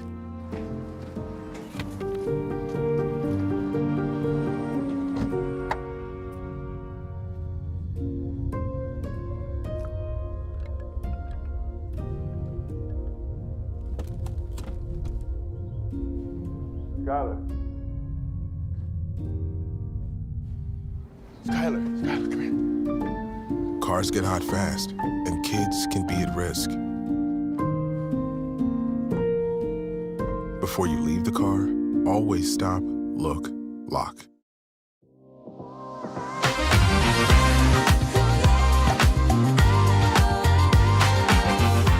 Hey, let's get to it. Wednesday, Cowboy State Daily Show. Christi Graham's here. Christi, how are you? Good morning. How are you? I'm good, thank you. Christi runs the CDL program at Northwest College in Powell, right? And what you're teaching the next batch of truckers how to do things right, how to back up. Oh my goodness. You ought to know, Christi got her CDL at the ripe age of 19, so just a couple of years ago. What do you have to do? You have, like, one of the tests is backing up, right? I've seen some videos of, like, real good truckers backing into no space. Like, how do they do that? Yeah, it's all with the mirrors, but yes, it's all a little talent knowing your truck. But yeah, that's part of the test is they have to be able to back, do an offset back, a straight back, and then they have to be able to put the trailer and the truck in boxes, so stop within so many feet of cones. And you also have to do a little pre-run inspection of your rig. You've got to know some mechanical stuff. Tell me another license, like your hack, a cab driver. He doesn't have to know how to fix his car, but you have to know some mechanical stuff. You got to be able to check out your rig, hit the tires with that stick, all that stuff, huh? Yeah, bumper to bumper. You have to know all your parts of your truck, where your airlines are, what does what. It's all safety to make sure that everything is in safe working order every time you take that truck out on the road. So what do you understand we're going to talk about? Are we going to talk about the gap between 18-wheelers and 4-wheelers? What truckers say you're doing wrong that really aggravates them, and what we think truckers are doing that makes us mad, and we're going right to Interstate 80. Let's head there. And Christi is going to explain to us what is the thinking of your big rig driver, your CB jockey, your one-arm tan. What else can we call? What are the slangs for truckers?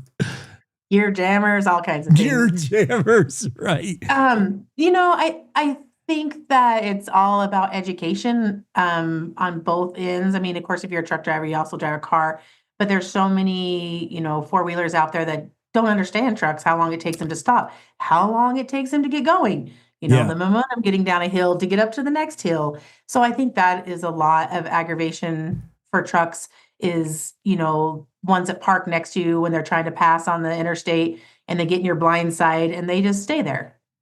How dangerous that is. Yeah, that's one.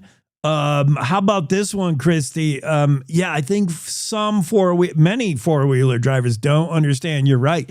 The payload, how these 18-wheelers, they don't start fast and they don't stop fast. And you know what? The space they leave between them and the vehicle in front of them is intentional. That's how long it's going to take them to stop. It's not an invitation for you to just zip right in there. What about the truckers? Like, they're keeping good space. We don't do that. And we just zoom into that space. That's got to be aggravating. Yes, it is. And it's dangerous too. Yeah.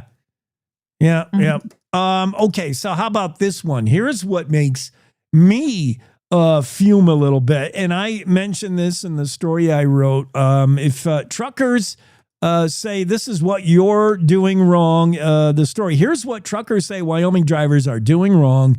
I wrote this story back a while ago. It got rerun just last month in Cowboy State Daily. Here's my main observation of truckers. And I love the industry. I love everybody who's in it. I get it. They're bringing me my Amazon package. And this is their office. Much respect. Like, they do own the highway, and they should, man. They're doing a job. I'm just, goofing around probably and going somewhere I don't need to go. So I see this trucker, and I see him way out there, and he's doing, I don't know, probably 65 and a 70. I'm doing 75, if not 80, and I'm getting up on him pretty quick. And just when I'm ready to make my easy pass, he pulls out into the passing lane because he wants to pass a truck that's going even slower. He couldn't have done this like 5 miles ago. And then the pass, Christi, takes forever. What is going on with these truckers passing each other? Yeah, so most of our trucks, because of fuel efficiency and other things, they're all governed at a certain speed. So like you said, 65, that's what they're governed at. That's what they got. Yeah. So when they're driving, they've already been in that truck for 8 hours. And like you said, you know what? They have been planning to pass this truck. They knew they finally got up to him. And guess what? It's time to go around him. So, Right. You know what? In their defense, leave a few minutes earlier if you're in that big a hurry. Yeah. And so in my Murphy's Law of trucking, just when I want to pass, that was my 60-second window when I encountered this trucker. He's been after the guy he's trying to pass for the last 2 hours, maybe. Like, I have no idea. It's all a matter of time and what got you there. What else can we talk about with trucking that some folks may just not be aware of when it comes to the trucking industry, truckers, what they're out there doing on the highways?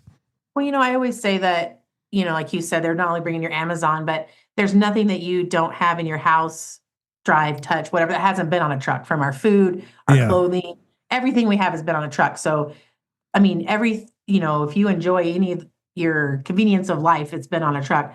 But I think turning is another big one that people don't understand how wide some of those trucks are and how narrow some of the turns they have to be. So sometimes, stopping before that stop sign when you see that truck, or you're trying to make a right-hand turn and you have to swing out and then somebody zooms up next to you because they weren't watching your blinker, things like that. I think watching as that truck turns can help too. I think that's another aggravation that trucks have because it never fails. Some car will zoom up on a stop sign when you're trying to get around, and then you have to take out a curb so you don't take out the car,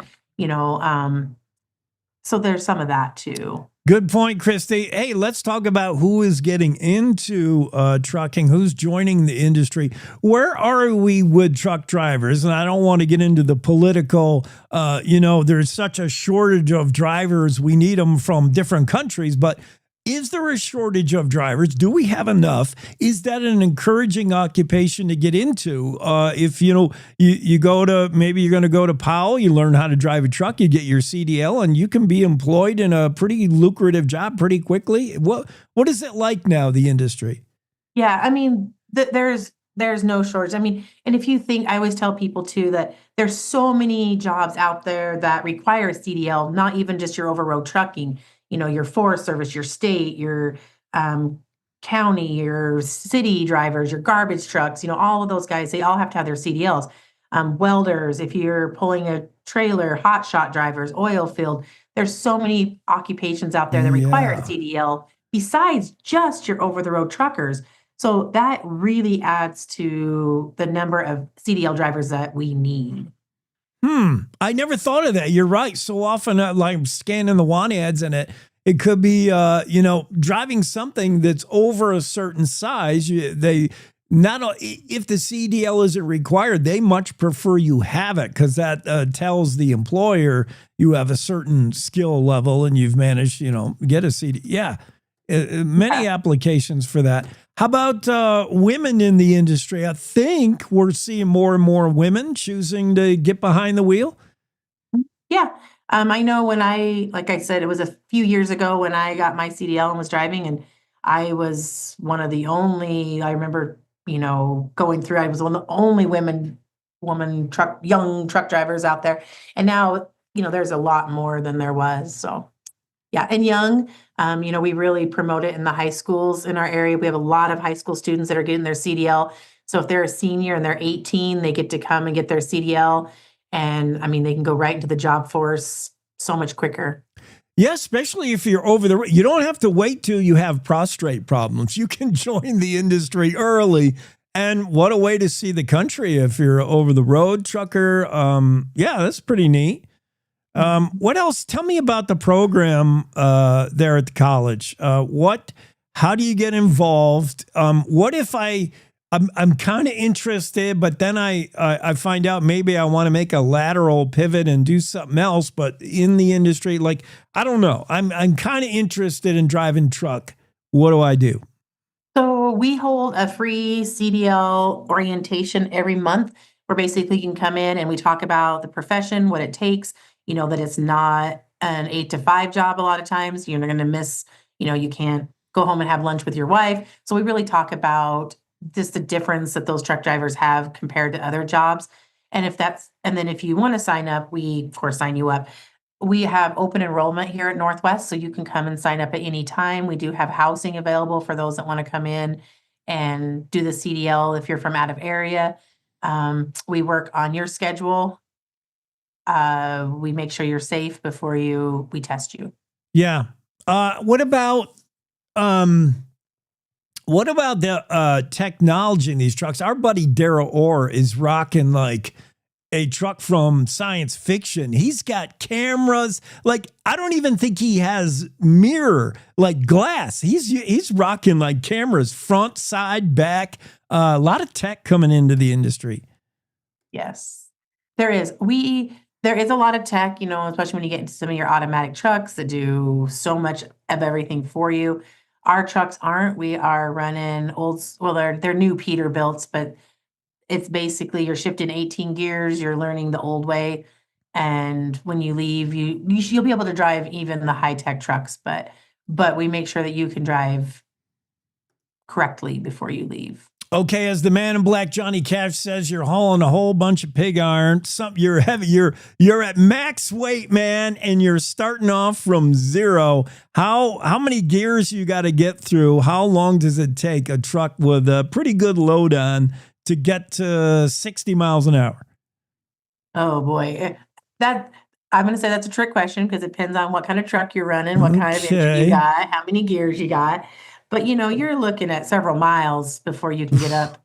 And then if somebody pulls out in front of you because that's another pet peeve. Yeah. People that say, oh, here comes a truck. They're going to go slower than me. So they'll pull her out in front of you. Yes. It's amazing how people misjudge entering a highway. We're doing 60 and they're they pull around, whether it's a truck or not. Do you not have spatial awareness or situational, like, I don't know. We could go all day on aggravation on highway. Yeah. Yeah. And that's true too. And I see a lot of times people will say, oh, that truck pulled out in front of me. But you got to remember how long it takes him to get up to speed. And if he's been sitting there for 10 minutes waiting for his opportunity, pretty soon he's just going to have to take it. Yeah. Yeah. Yeah. And that's just part of it. You got to cut him some slack. As Christi points out, we're talking to Christi Greaham. She's running that CDL program at Northwest College in Powell.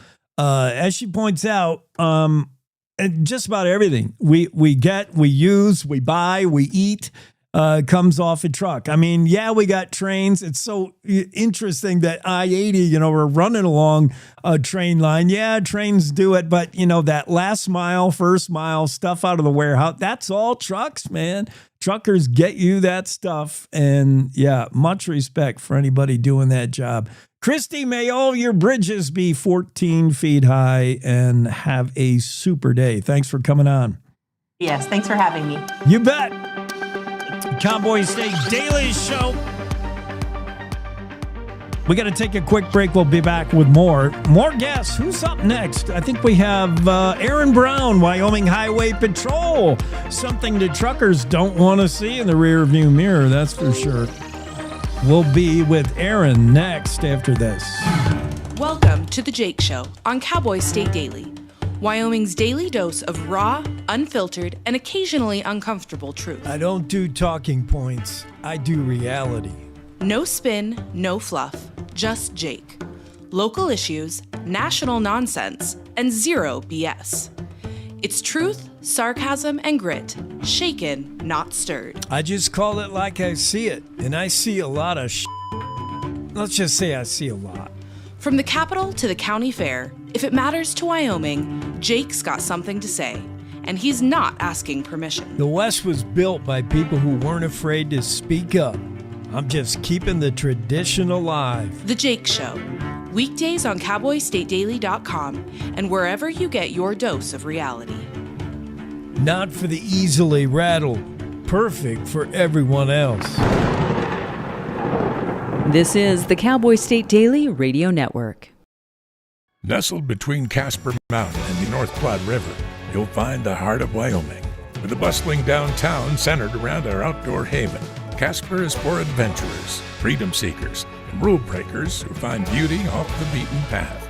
So if touchable history, a vibrant community, and uninterrupted outdoor recreation define your travel itinerary, allow us to welcome you to the one and only Casper, Wyoming.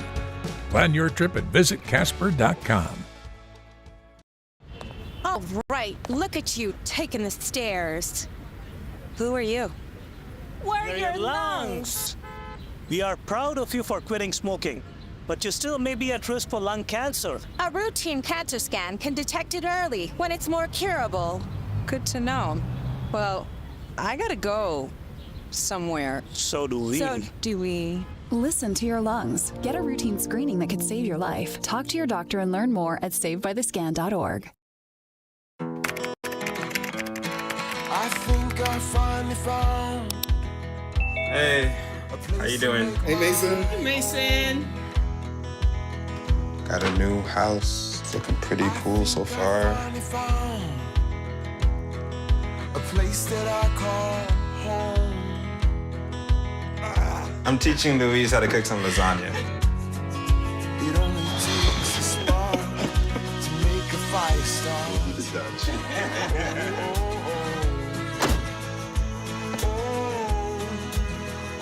Thank you. Study, please.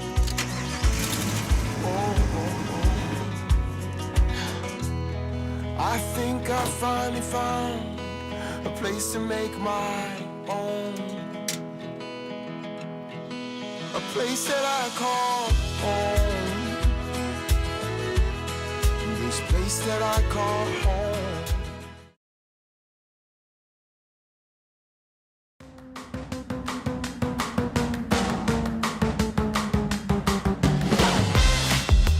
Cowboy State Daily Show on a Wednesday. Look who's here. Yeah, you recognize that guy.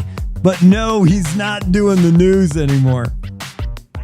That is Aaron Brown. 6 years with CBS News 5 out of Cheyenne, KGWN. How was that pretty fun being the anchor of news, Aaron? Well, good morning, Jake. And yeah, it was a blast. I loved being the anchor, evening anchor over at KGWN. Being the anchor for, at first, it was mainly just Cheyenne, southeastern Wyoming, Scotts Bluff as well. And then eventually that expanded and it became Casper.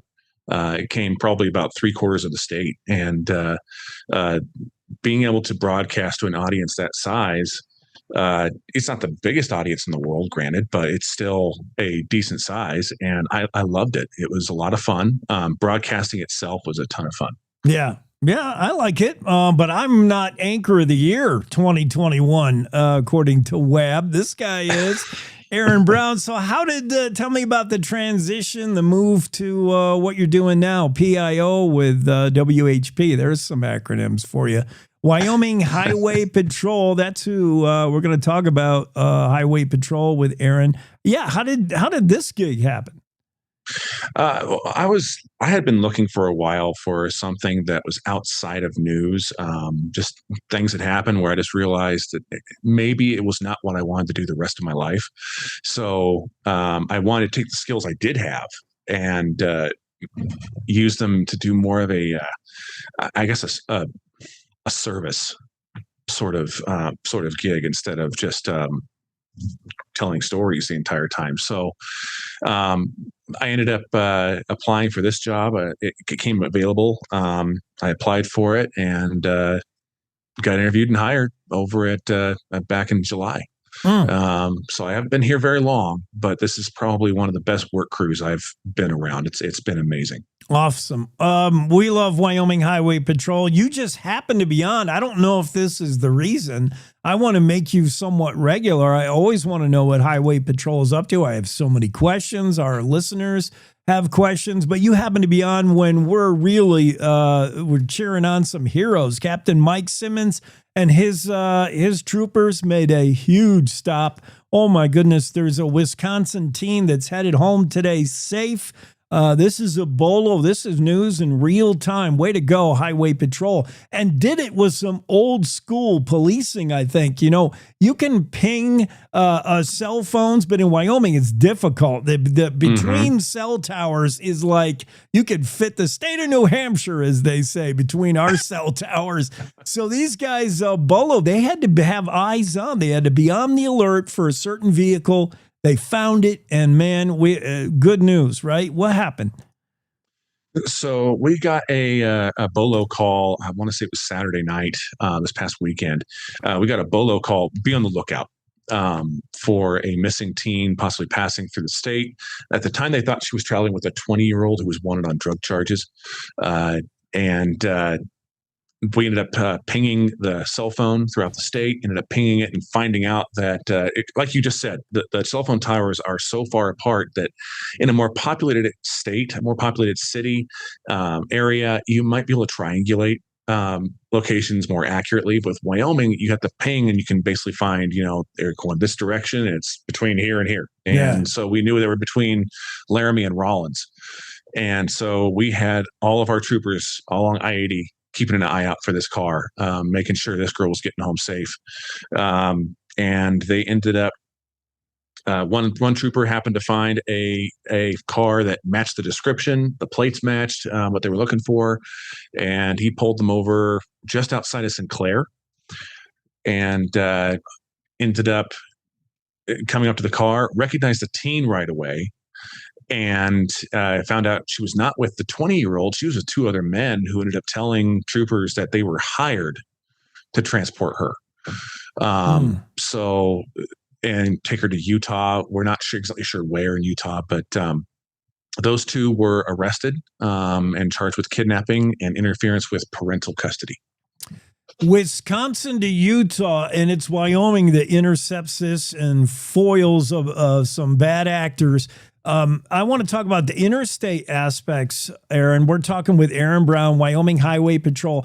the relationship when a bolo goes out, the relationship between other states. Often we hear our friends over in Nebraska, they might make a stop if somebody wanted in Wyoming, vice versa. A lot of interstate, it's not just Wyoming. We got to be talking to neighboring states, huh? We do. There's definitely plenty of communication going on. I know I'm positive during this Bolo event that the troopers over in Nebraska, they were watching I-80 like a hawk as well. Yeah. These guys are working hard. That's just kind of how troopers work. We can talk about what troopers have done elsewhere. I have a story for you coming up. Actually, that had just happened last night. Really? These guys are all about service, whether it's Nebraska, Wyoming. They're just a different breed of human. They don't want to brag about what they've done. They don't want to. They don't necessarily want people knowing what they're doing because out of a place of bragging. Which for us broadcasters, we don't even know what that's like. Like we're just thinking that doesn't compute. But for them, I just want to do my job and I want to save people and help people, and that's their whole way of thinking, and it's incredible. And they're wonderful, amazing people. Different breed, that's for sure. Mm-hmm. Yeah, I'd like to hear it. What can you tell us about this breaking? So story? this comes down to what you emailed me about a specific trooper last night. No way. It's not Andy. It's not Andy. But I know you're up in Jackson. Yeah. And Andy's awesome. He's one of the first troopers I actually worked with in getting information when I first started here. So I love Andy. Yeah. But you mentioned that's a joke, tongue in cheek. You were talking. Let's talk about how that Trooper Jackson's the best one in the state. Well, the best trooper in the state is the one that comes to help. Yeah. And that comes down. That's basically all of them. A perfect example last night is I'm going to call him out. He might hate me later, but so Trooper Austin Blumell. He's down in the Evanston area. He was in Lyman at the time, or near Lyman at the time, when a crash happened in Evanston involving a semi-truck. Now, the call comes over the radio, and it sounds a lot worse than it actually was. The calls can do that. The initial calls can happen that way. So he thought it was a big crash, and he thought, I got to get there. I'm the closest one there. So he's on his way. He's racing to this thing as fast as he can go. I mean, he's going 40 miles an hour, 40 miles from Lyman to Evanston. He's got to get there. So he's racing there. And as he's on his way, an entire herd of deer are crossing the highway. Oh, boy. And he hits two of them. Just wasn't able to avoid them. Yeah. Unfortunately, it's at night. I mean, this happens in Wyoming. So he hit two of them, hit them hard enough that it deployed his driver's side airbags. And actually, am I able to share images here? I think it should work. I've never had anyone try it, Aaron. Let's see. Can you see that? No, but maybe I can. Let's see. Oh, I'm gonna. Oh crap! I can't save it. Okay, well, if you can't, that's okay. Yeah, he hit something. Yeah, he sure did. So he ends up hitting those guys, and these two does. It deploys his driver's side airbag and shuts down his vehicle. And at that point, like communications, like his vehicle's just done. It's not running. He's out. At that point, no one would blame him for saying, "Hey, I can't get there. I just hit deer. Yeah, my vehicle's out of commission." Instead, he cuts off the airbag, gets the vehicle started, and goes the rest of the way, all the way to Evanston, and assists other law enforcement agencies with this crash, and make sure everyone's okay. And because he knew he was the closest one there, closest trooper. Yeah. And he knew he needed to get there. And instead of just stopping, he just cuts everything off, gets the vehicle started somehow, and just keeps on trucking. Because we were talking to Quinny, Uinta Fire and Rescue, about that Three Sisters, that between Rock Springs and Green River, that Lyman, that area, Evanston, there are stretches of 80 where you got to go 40 miles just to, when you get the call, you're driving 40 miles just to get to the scene, which brings me to a question. Because the last time I saw Andy, he talked to me about, I was astounded about how many troopers are patrolling at any given time in the state of Wyoming. It is a gigantic state. And it is, I don't want to give away a secret, but it is under patrolled. My goodness, the areas these guys got to cover, these men and women, unbelievable. They work really hard to patrol the areas they're given. Sometimes it's some places and some stretches, it's going to be more difficult than others.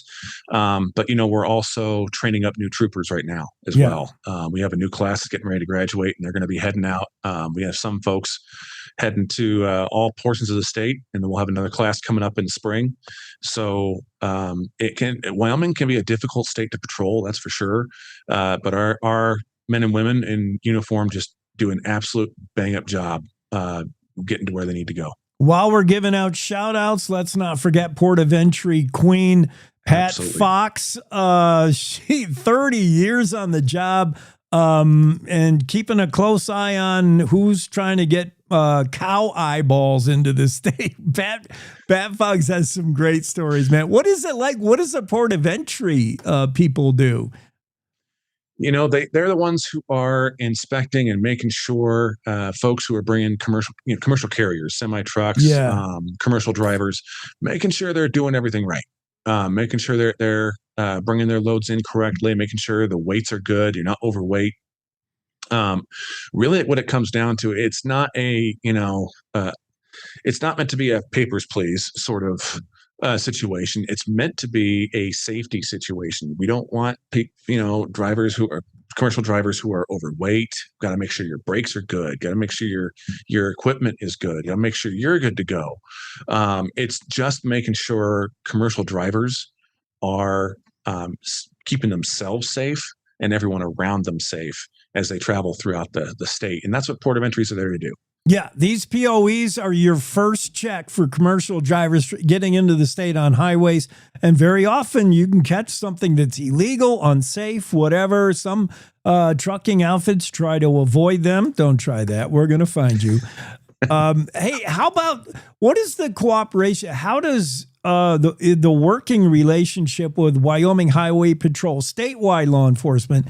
And then often we'll see an incident that takes place in a county. So you got a sheriff's office. You may have a local PD, police department. Sometimes all three agencies come together, in a certain incident. How's the relationship there working with different law enforcement? We work hard to make sure our relationship with various law enforcement agencies is strong, making sure we can work together whenever the need arises. A perfect example I can think of was back in October when we had that bomb scare at the Capitol. Yeah. And that was a just seamless teamwork between Highway Patrol, DCI, Laramie County Sheriff's Office, Cheyenne Police, and others as well, Homeland Security. And specifically, though, calling out, our guys, obviously, and also Laramie County Sheriff's Office and Cheyenne Police, there's constant communication. They're there. Sheriff's Office was there with, I believe, with canines. They were helping us with surveillance. They were helping us track things down. They were helping us make sure everything was clear, keeping people safe. And it turned out to be a not so bomby bomb. Yeah. But it was a firework, but nonetheless, it was a test of what we needed to do. And it was seamless. And so working hard to keep those relationships going throughout the state has really paid off for us. And we're confident in our ability to work together with other agencies.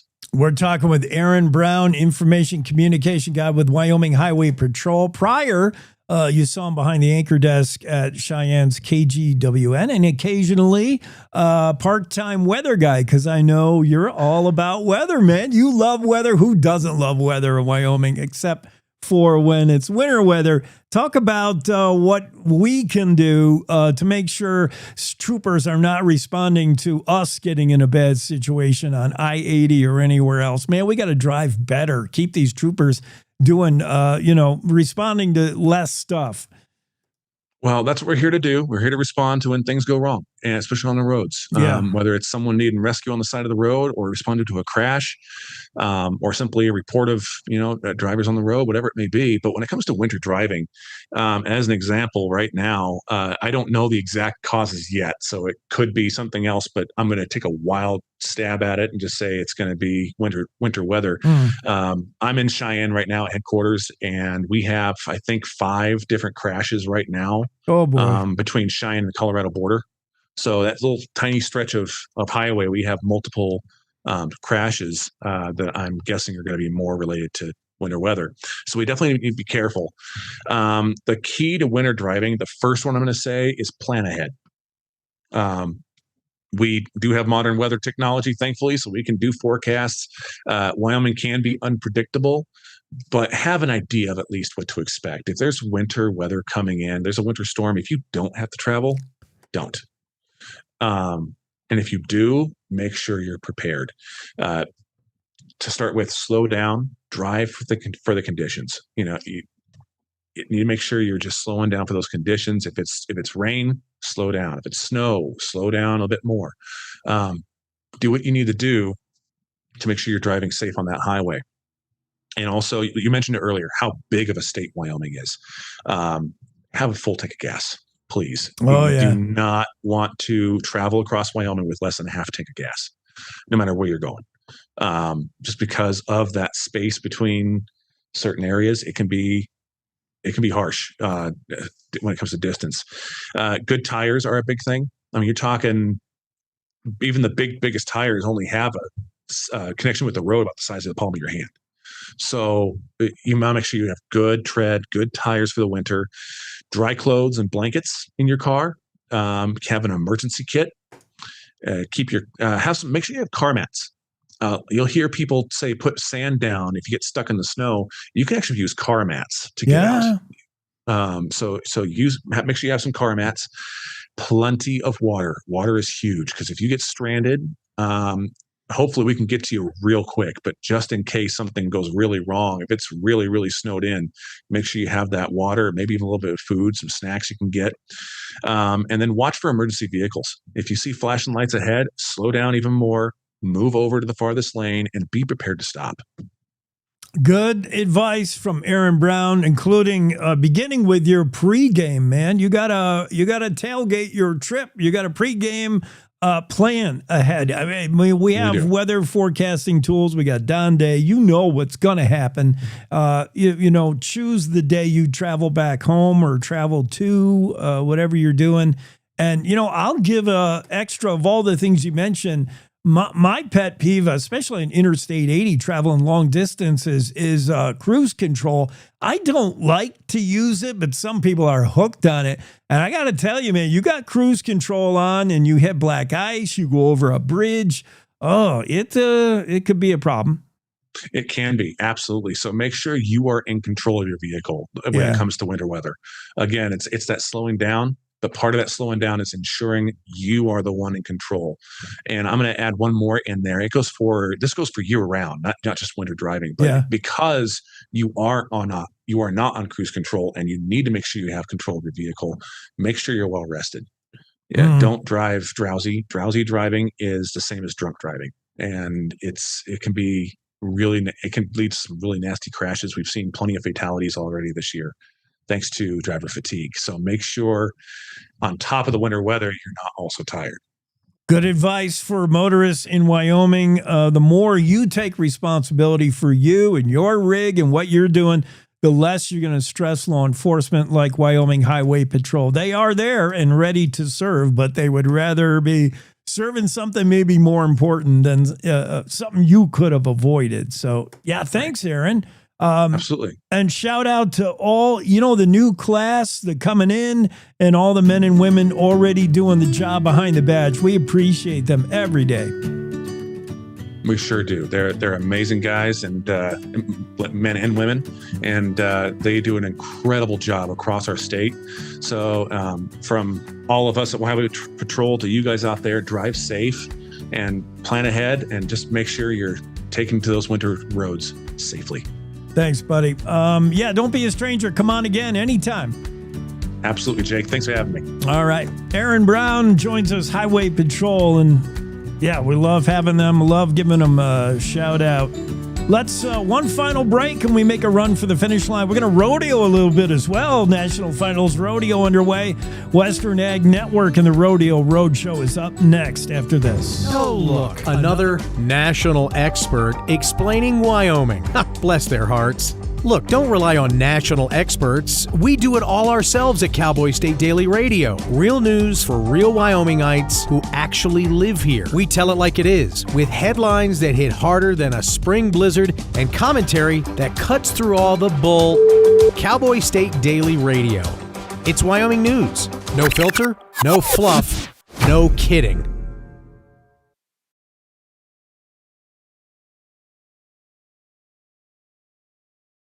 You're listening to the Cowboy State Daily Radio Network. Wyoming is a place of unlimited potential, a place that inspires us to dream. Since 2014, Wyo Lotto has given back over $180 million to our great state through transfers, winnings, commissions, and more. Dollars that have gone directly into your cities, towns, and counties. Dollars that have changed lives and set dreams in motion. Thank you, Wyoming, for a legendary 10 years. We can't wait to dream up what's next.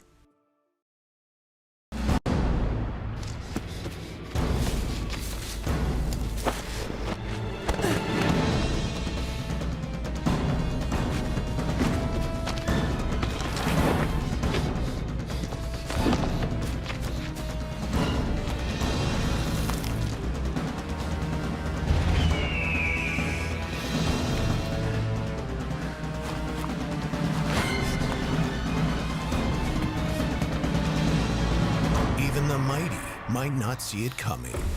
It's prediabetes, and it captures 1 in 3 adults.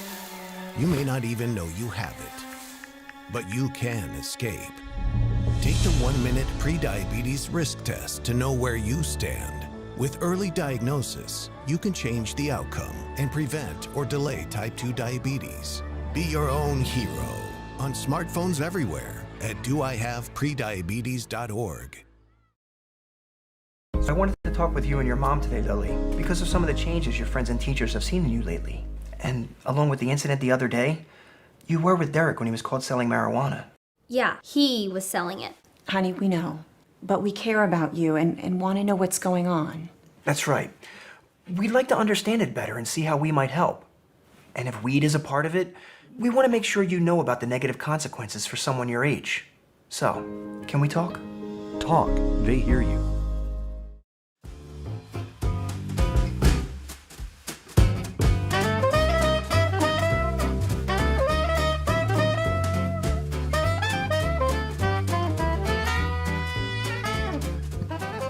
Josh checks in on Facebook and says, basketball looking good. It is.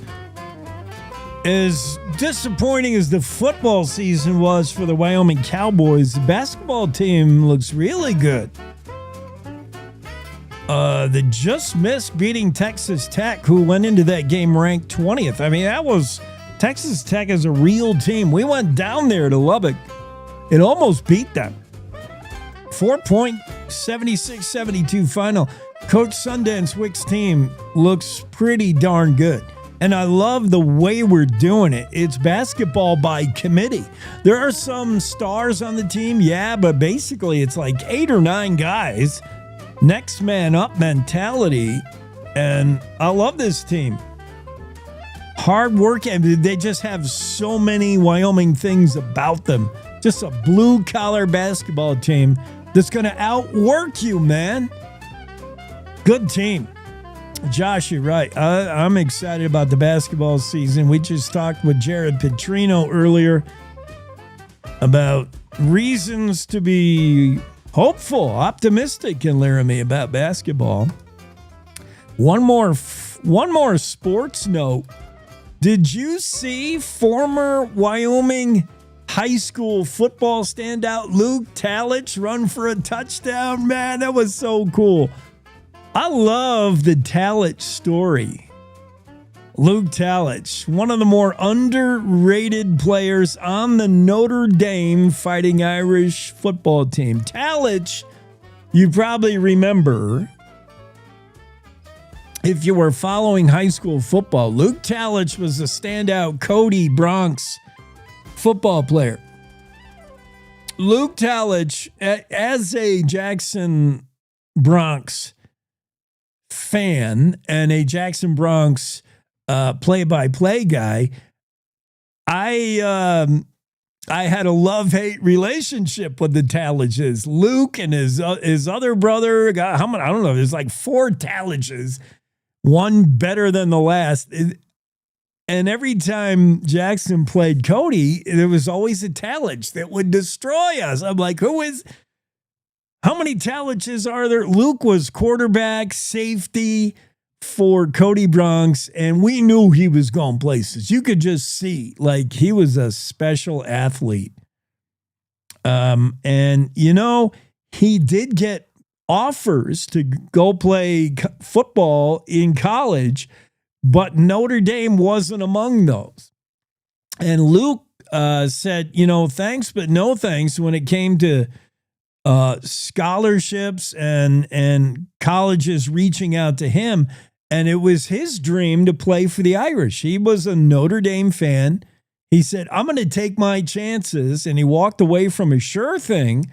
And he went to, he just walked on at Notre Dame. And sure enough, he made the team. And through his hard work and his talent, 6'4", 210-pound Luke Talich, he's kind of, second string secondary, but he's seen action in the last couple of years. He's a junior this year, safety. And, he's just worked his way more and more into the game plan for the Fighting Irish. 25 total tackles this season, 3 interceptions, 6 pass breakups, and 1 tackle for a loss. He's had a good season. And then the other day, fake punt against Stanford, right? And Talich, oh man, as soon as he caught that ball, knowing what I know of Luke Talich, they faked a punt. The Fighting Irish faked a punt, and they threw it to Talich. And as soon as he caught the ball, I'm like, good luck catching him. He's gone. And he ran down the far side, the left sideline. And there wasn't anybody on Stanford who could catch this guy. I'm like, you're not going to catch him. That's Luke Talich, man. He's ours. He's Wyoming. And he runs in for that touchdown. It was so cool. Good. Nobody deserves it more than Luke Talich. And what a story to walk on to Notre Dame and play a role. Fake punt called for. Direct snap to defensive end Joshua Burnham, who was a former high school quarterback. So is Talich. And he threw a nice pass to Luke Talich, an 84-yard run to the house, man. I love it. Way to go, Luke. Let's stay on that sports topic, and we're going to rodeo, National Finals Rodeo in Vegas going on right now. And Will Rasmussen has more. It's the Rodeo Road Show on the Western Ag Network. Hi, everybody. I'm Will Rasmussen from Las Vegas. The 40th year that this great event has been in the City of Lights in Las Vegas. It is a Wednesday, and things get underway in a good manner. I'll tell you about the day, the week ahead, and what we can expect from Vegas. It's the Rodeo Road Show from the South Point. Next. For 48 years, the Enderlin family has focused on genetics at work, cattle that thrive on grass and perform in the real world. Join Enderlin Angus for their annual bull sale, December 8th at 1 o'clock online or at the ranch near Big Timber, Montana. Selling 65 18-month-old bulls, 110 registered bred females, 120 commercial bred heifers, and 70 commercial bred coming 3-year-olds. Dare to be different with Enderlin Angus's regenerative grazing genetics. Visit EnderlinRanch.com or watch live at Frontier Live Sale Roundup.com. Ranchers, the Wyoming Stock Growers Association's Winter Roundup Convention and Trade Show runs December 8th through the 10th in Casper. This year's highlights include Oklahoma State University's expert livestock economist, Dr. Darrell Peel, a Washington, D.C.'s issues update from Wyoming native Caitlin Glover on behalf of the PLC and NCBA. And don't forget about the trade show and live auction, a perfect opportunity for lots of Christmas shopping. Online registration open at wisga.org. From the South Point Hotel, Casino, and Spa, it is the Rodeo Road Show from Las Vegas. Wednesday is when things get underway in earnest. The PRCA Trade Show and Convention is well underway. The Trade Show is a huge room here in the South Point where bullfighters and clowns and contract acts and announcers and photographers set up their booths and talk to rodeo committees. And rodeo committees get an opportunity to talk to all those people and walk around and get to know them and renew acquaintances and make new friends as well. And also guest speakers. They have the State of the PRCA speech by Tom Glaus, the CEO of Professional Rodeo, and timers have meetings and announcers have meetings, and then tonight will be the big Contract Awards personnel banquet in the big South Point ballroom where they shove about 1,000 people in that ballroom. It's quite a show and have a great meal. And then tomorrow, of course, performance number 1 of the Wrangler National Finals Rodeo, where the race to a world championship will end in about 10 days. We'll keep you up to date the best we can on the Rodeo Road Show. I'm Will Rasmussen on the Western Ag Network. Cowboy State Daily Morning Show with Jake. Now, back to the show. Yeah, back to the show. I had a list of Wyoming cowboys and cowgirls that were going to root especially hard for down there in Las Vegas at the NFR, and I'm not sure what I did with that list. Okay, here it is. I found it. Yeah, we all our thoughts and prayers behind, of course, Tuck, who is making, I don't know how many NFRs is this for Dusty Tuckness. He's going to be down there bullfighting yet again. And Tuck is getting up there in age for a bullfighter, you know. You age out at like young 30s. That's not a job for, that's a young man's job. Dusty Tuckness, though, legend, GOAT when it comes to bullfighting. And he's been written up in the Cowboy State Daily numerous times. Tuck from Wyoming going to make the NFR scene, which must mean he's healthy. Usually he's busted up in some kind of fashion. So Tuck, stay healthy and protect our bull riders, man. Speaking of bull riders, I'm going to be rooting for Wasey Shala. He's not a Wyoming kid, but I'm a big fan of Wasey. Brody Wells, saddle bronc rider, and Brody Kress. Just basically root for anybody riding a bad horse named Brody. And you can be assured they're probably from Wyoming. Brody Kress, Brody Wells, both saddle bronc riding. And we wish all our cowboys and cowgirls competing in rodeo successful NFR.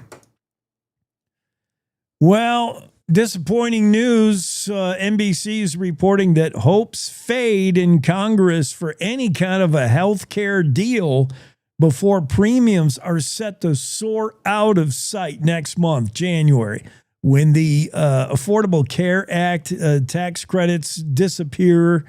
We're all going to see, and Wyoming is going to be one of the hardest hit. Expect your premiums, your monthly premiums to not only double, we're hearing like triple. I mean, it's just insane. The whole country is going to be in for this. Wyoming is going to be one of the hardest hit. Congress has less than a month to figure out some kind of health insurance plan, health premiums. We know the Democrats wanted to just extend the tax credits, the subsidies that would take place in so-called Obamacare. Republicans kind of want to rewrite the whole thing, but the problem is we're getting down to like 4 weeks left to figure it out before January hits. Hopes are fading that Congress is going to be able to come up with something in healthcare before premiums soar out of sight beginning next year. Let's take a trip around the state. Here are the news we're looking at. Uintah County Herald reporting that Uintah County is facing 5 months of overdue ICE payments, lagging ICE payments. What happened? Uintah County has partnered with ICE, and this goes back to June when Uintah County Sheriff Andy Kopp agreed to work with ICE, hold federal inmates for a reimbursement of $66 per inmate per day. That then increased to $120. That's good news. The bad news is they're not seeing the money. The expected revenue from these ICE contracts has allowed Sheriff Kopp to increase deputy pay and undergo some expenses. But he's reporting that ICE, the federal government, including the shutdown, obviously, along with some kind of routing error, has caused the payments to be really lagging, and that's hurting the sheriff's office in Uintah County. Jackson, affordable housing, always top of the list of concerns in Jackson. $4 million plan to spend money on housing. The National Forest has got a housing plan. The Jackson Town Council discussing whether they want to get in on that as well. 6 units, perhaps, could be entered into the Housing Trust, Bridger Teton National Forest. The project slated to put affordable housing on Forest Service property, and the town also wants to get in on that deal. Riverton has an urgent need for Red Cross volunteers. So if you can, think about that today. Riverton in need of Red Cross volunteers. Critically so. That'll do it for a Wednesday here with the Cowboy State Daily Show with Jake. It's been my pleasure to make your Wednesday just a little bit better. We'll see you again tomorrow, same time. And thanks for popping along.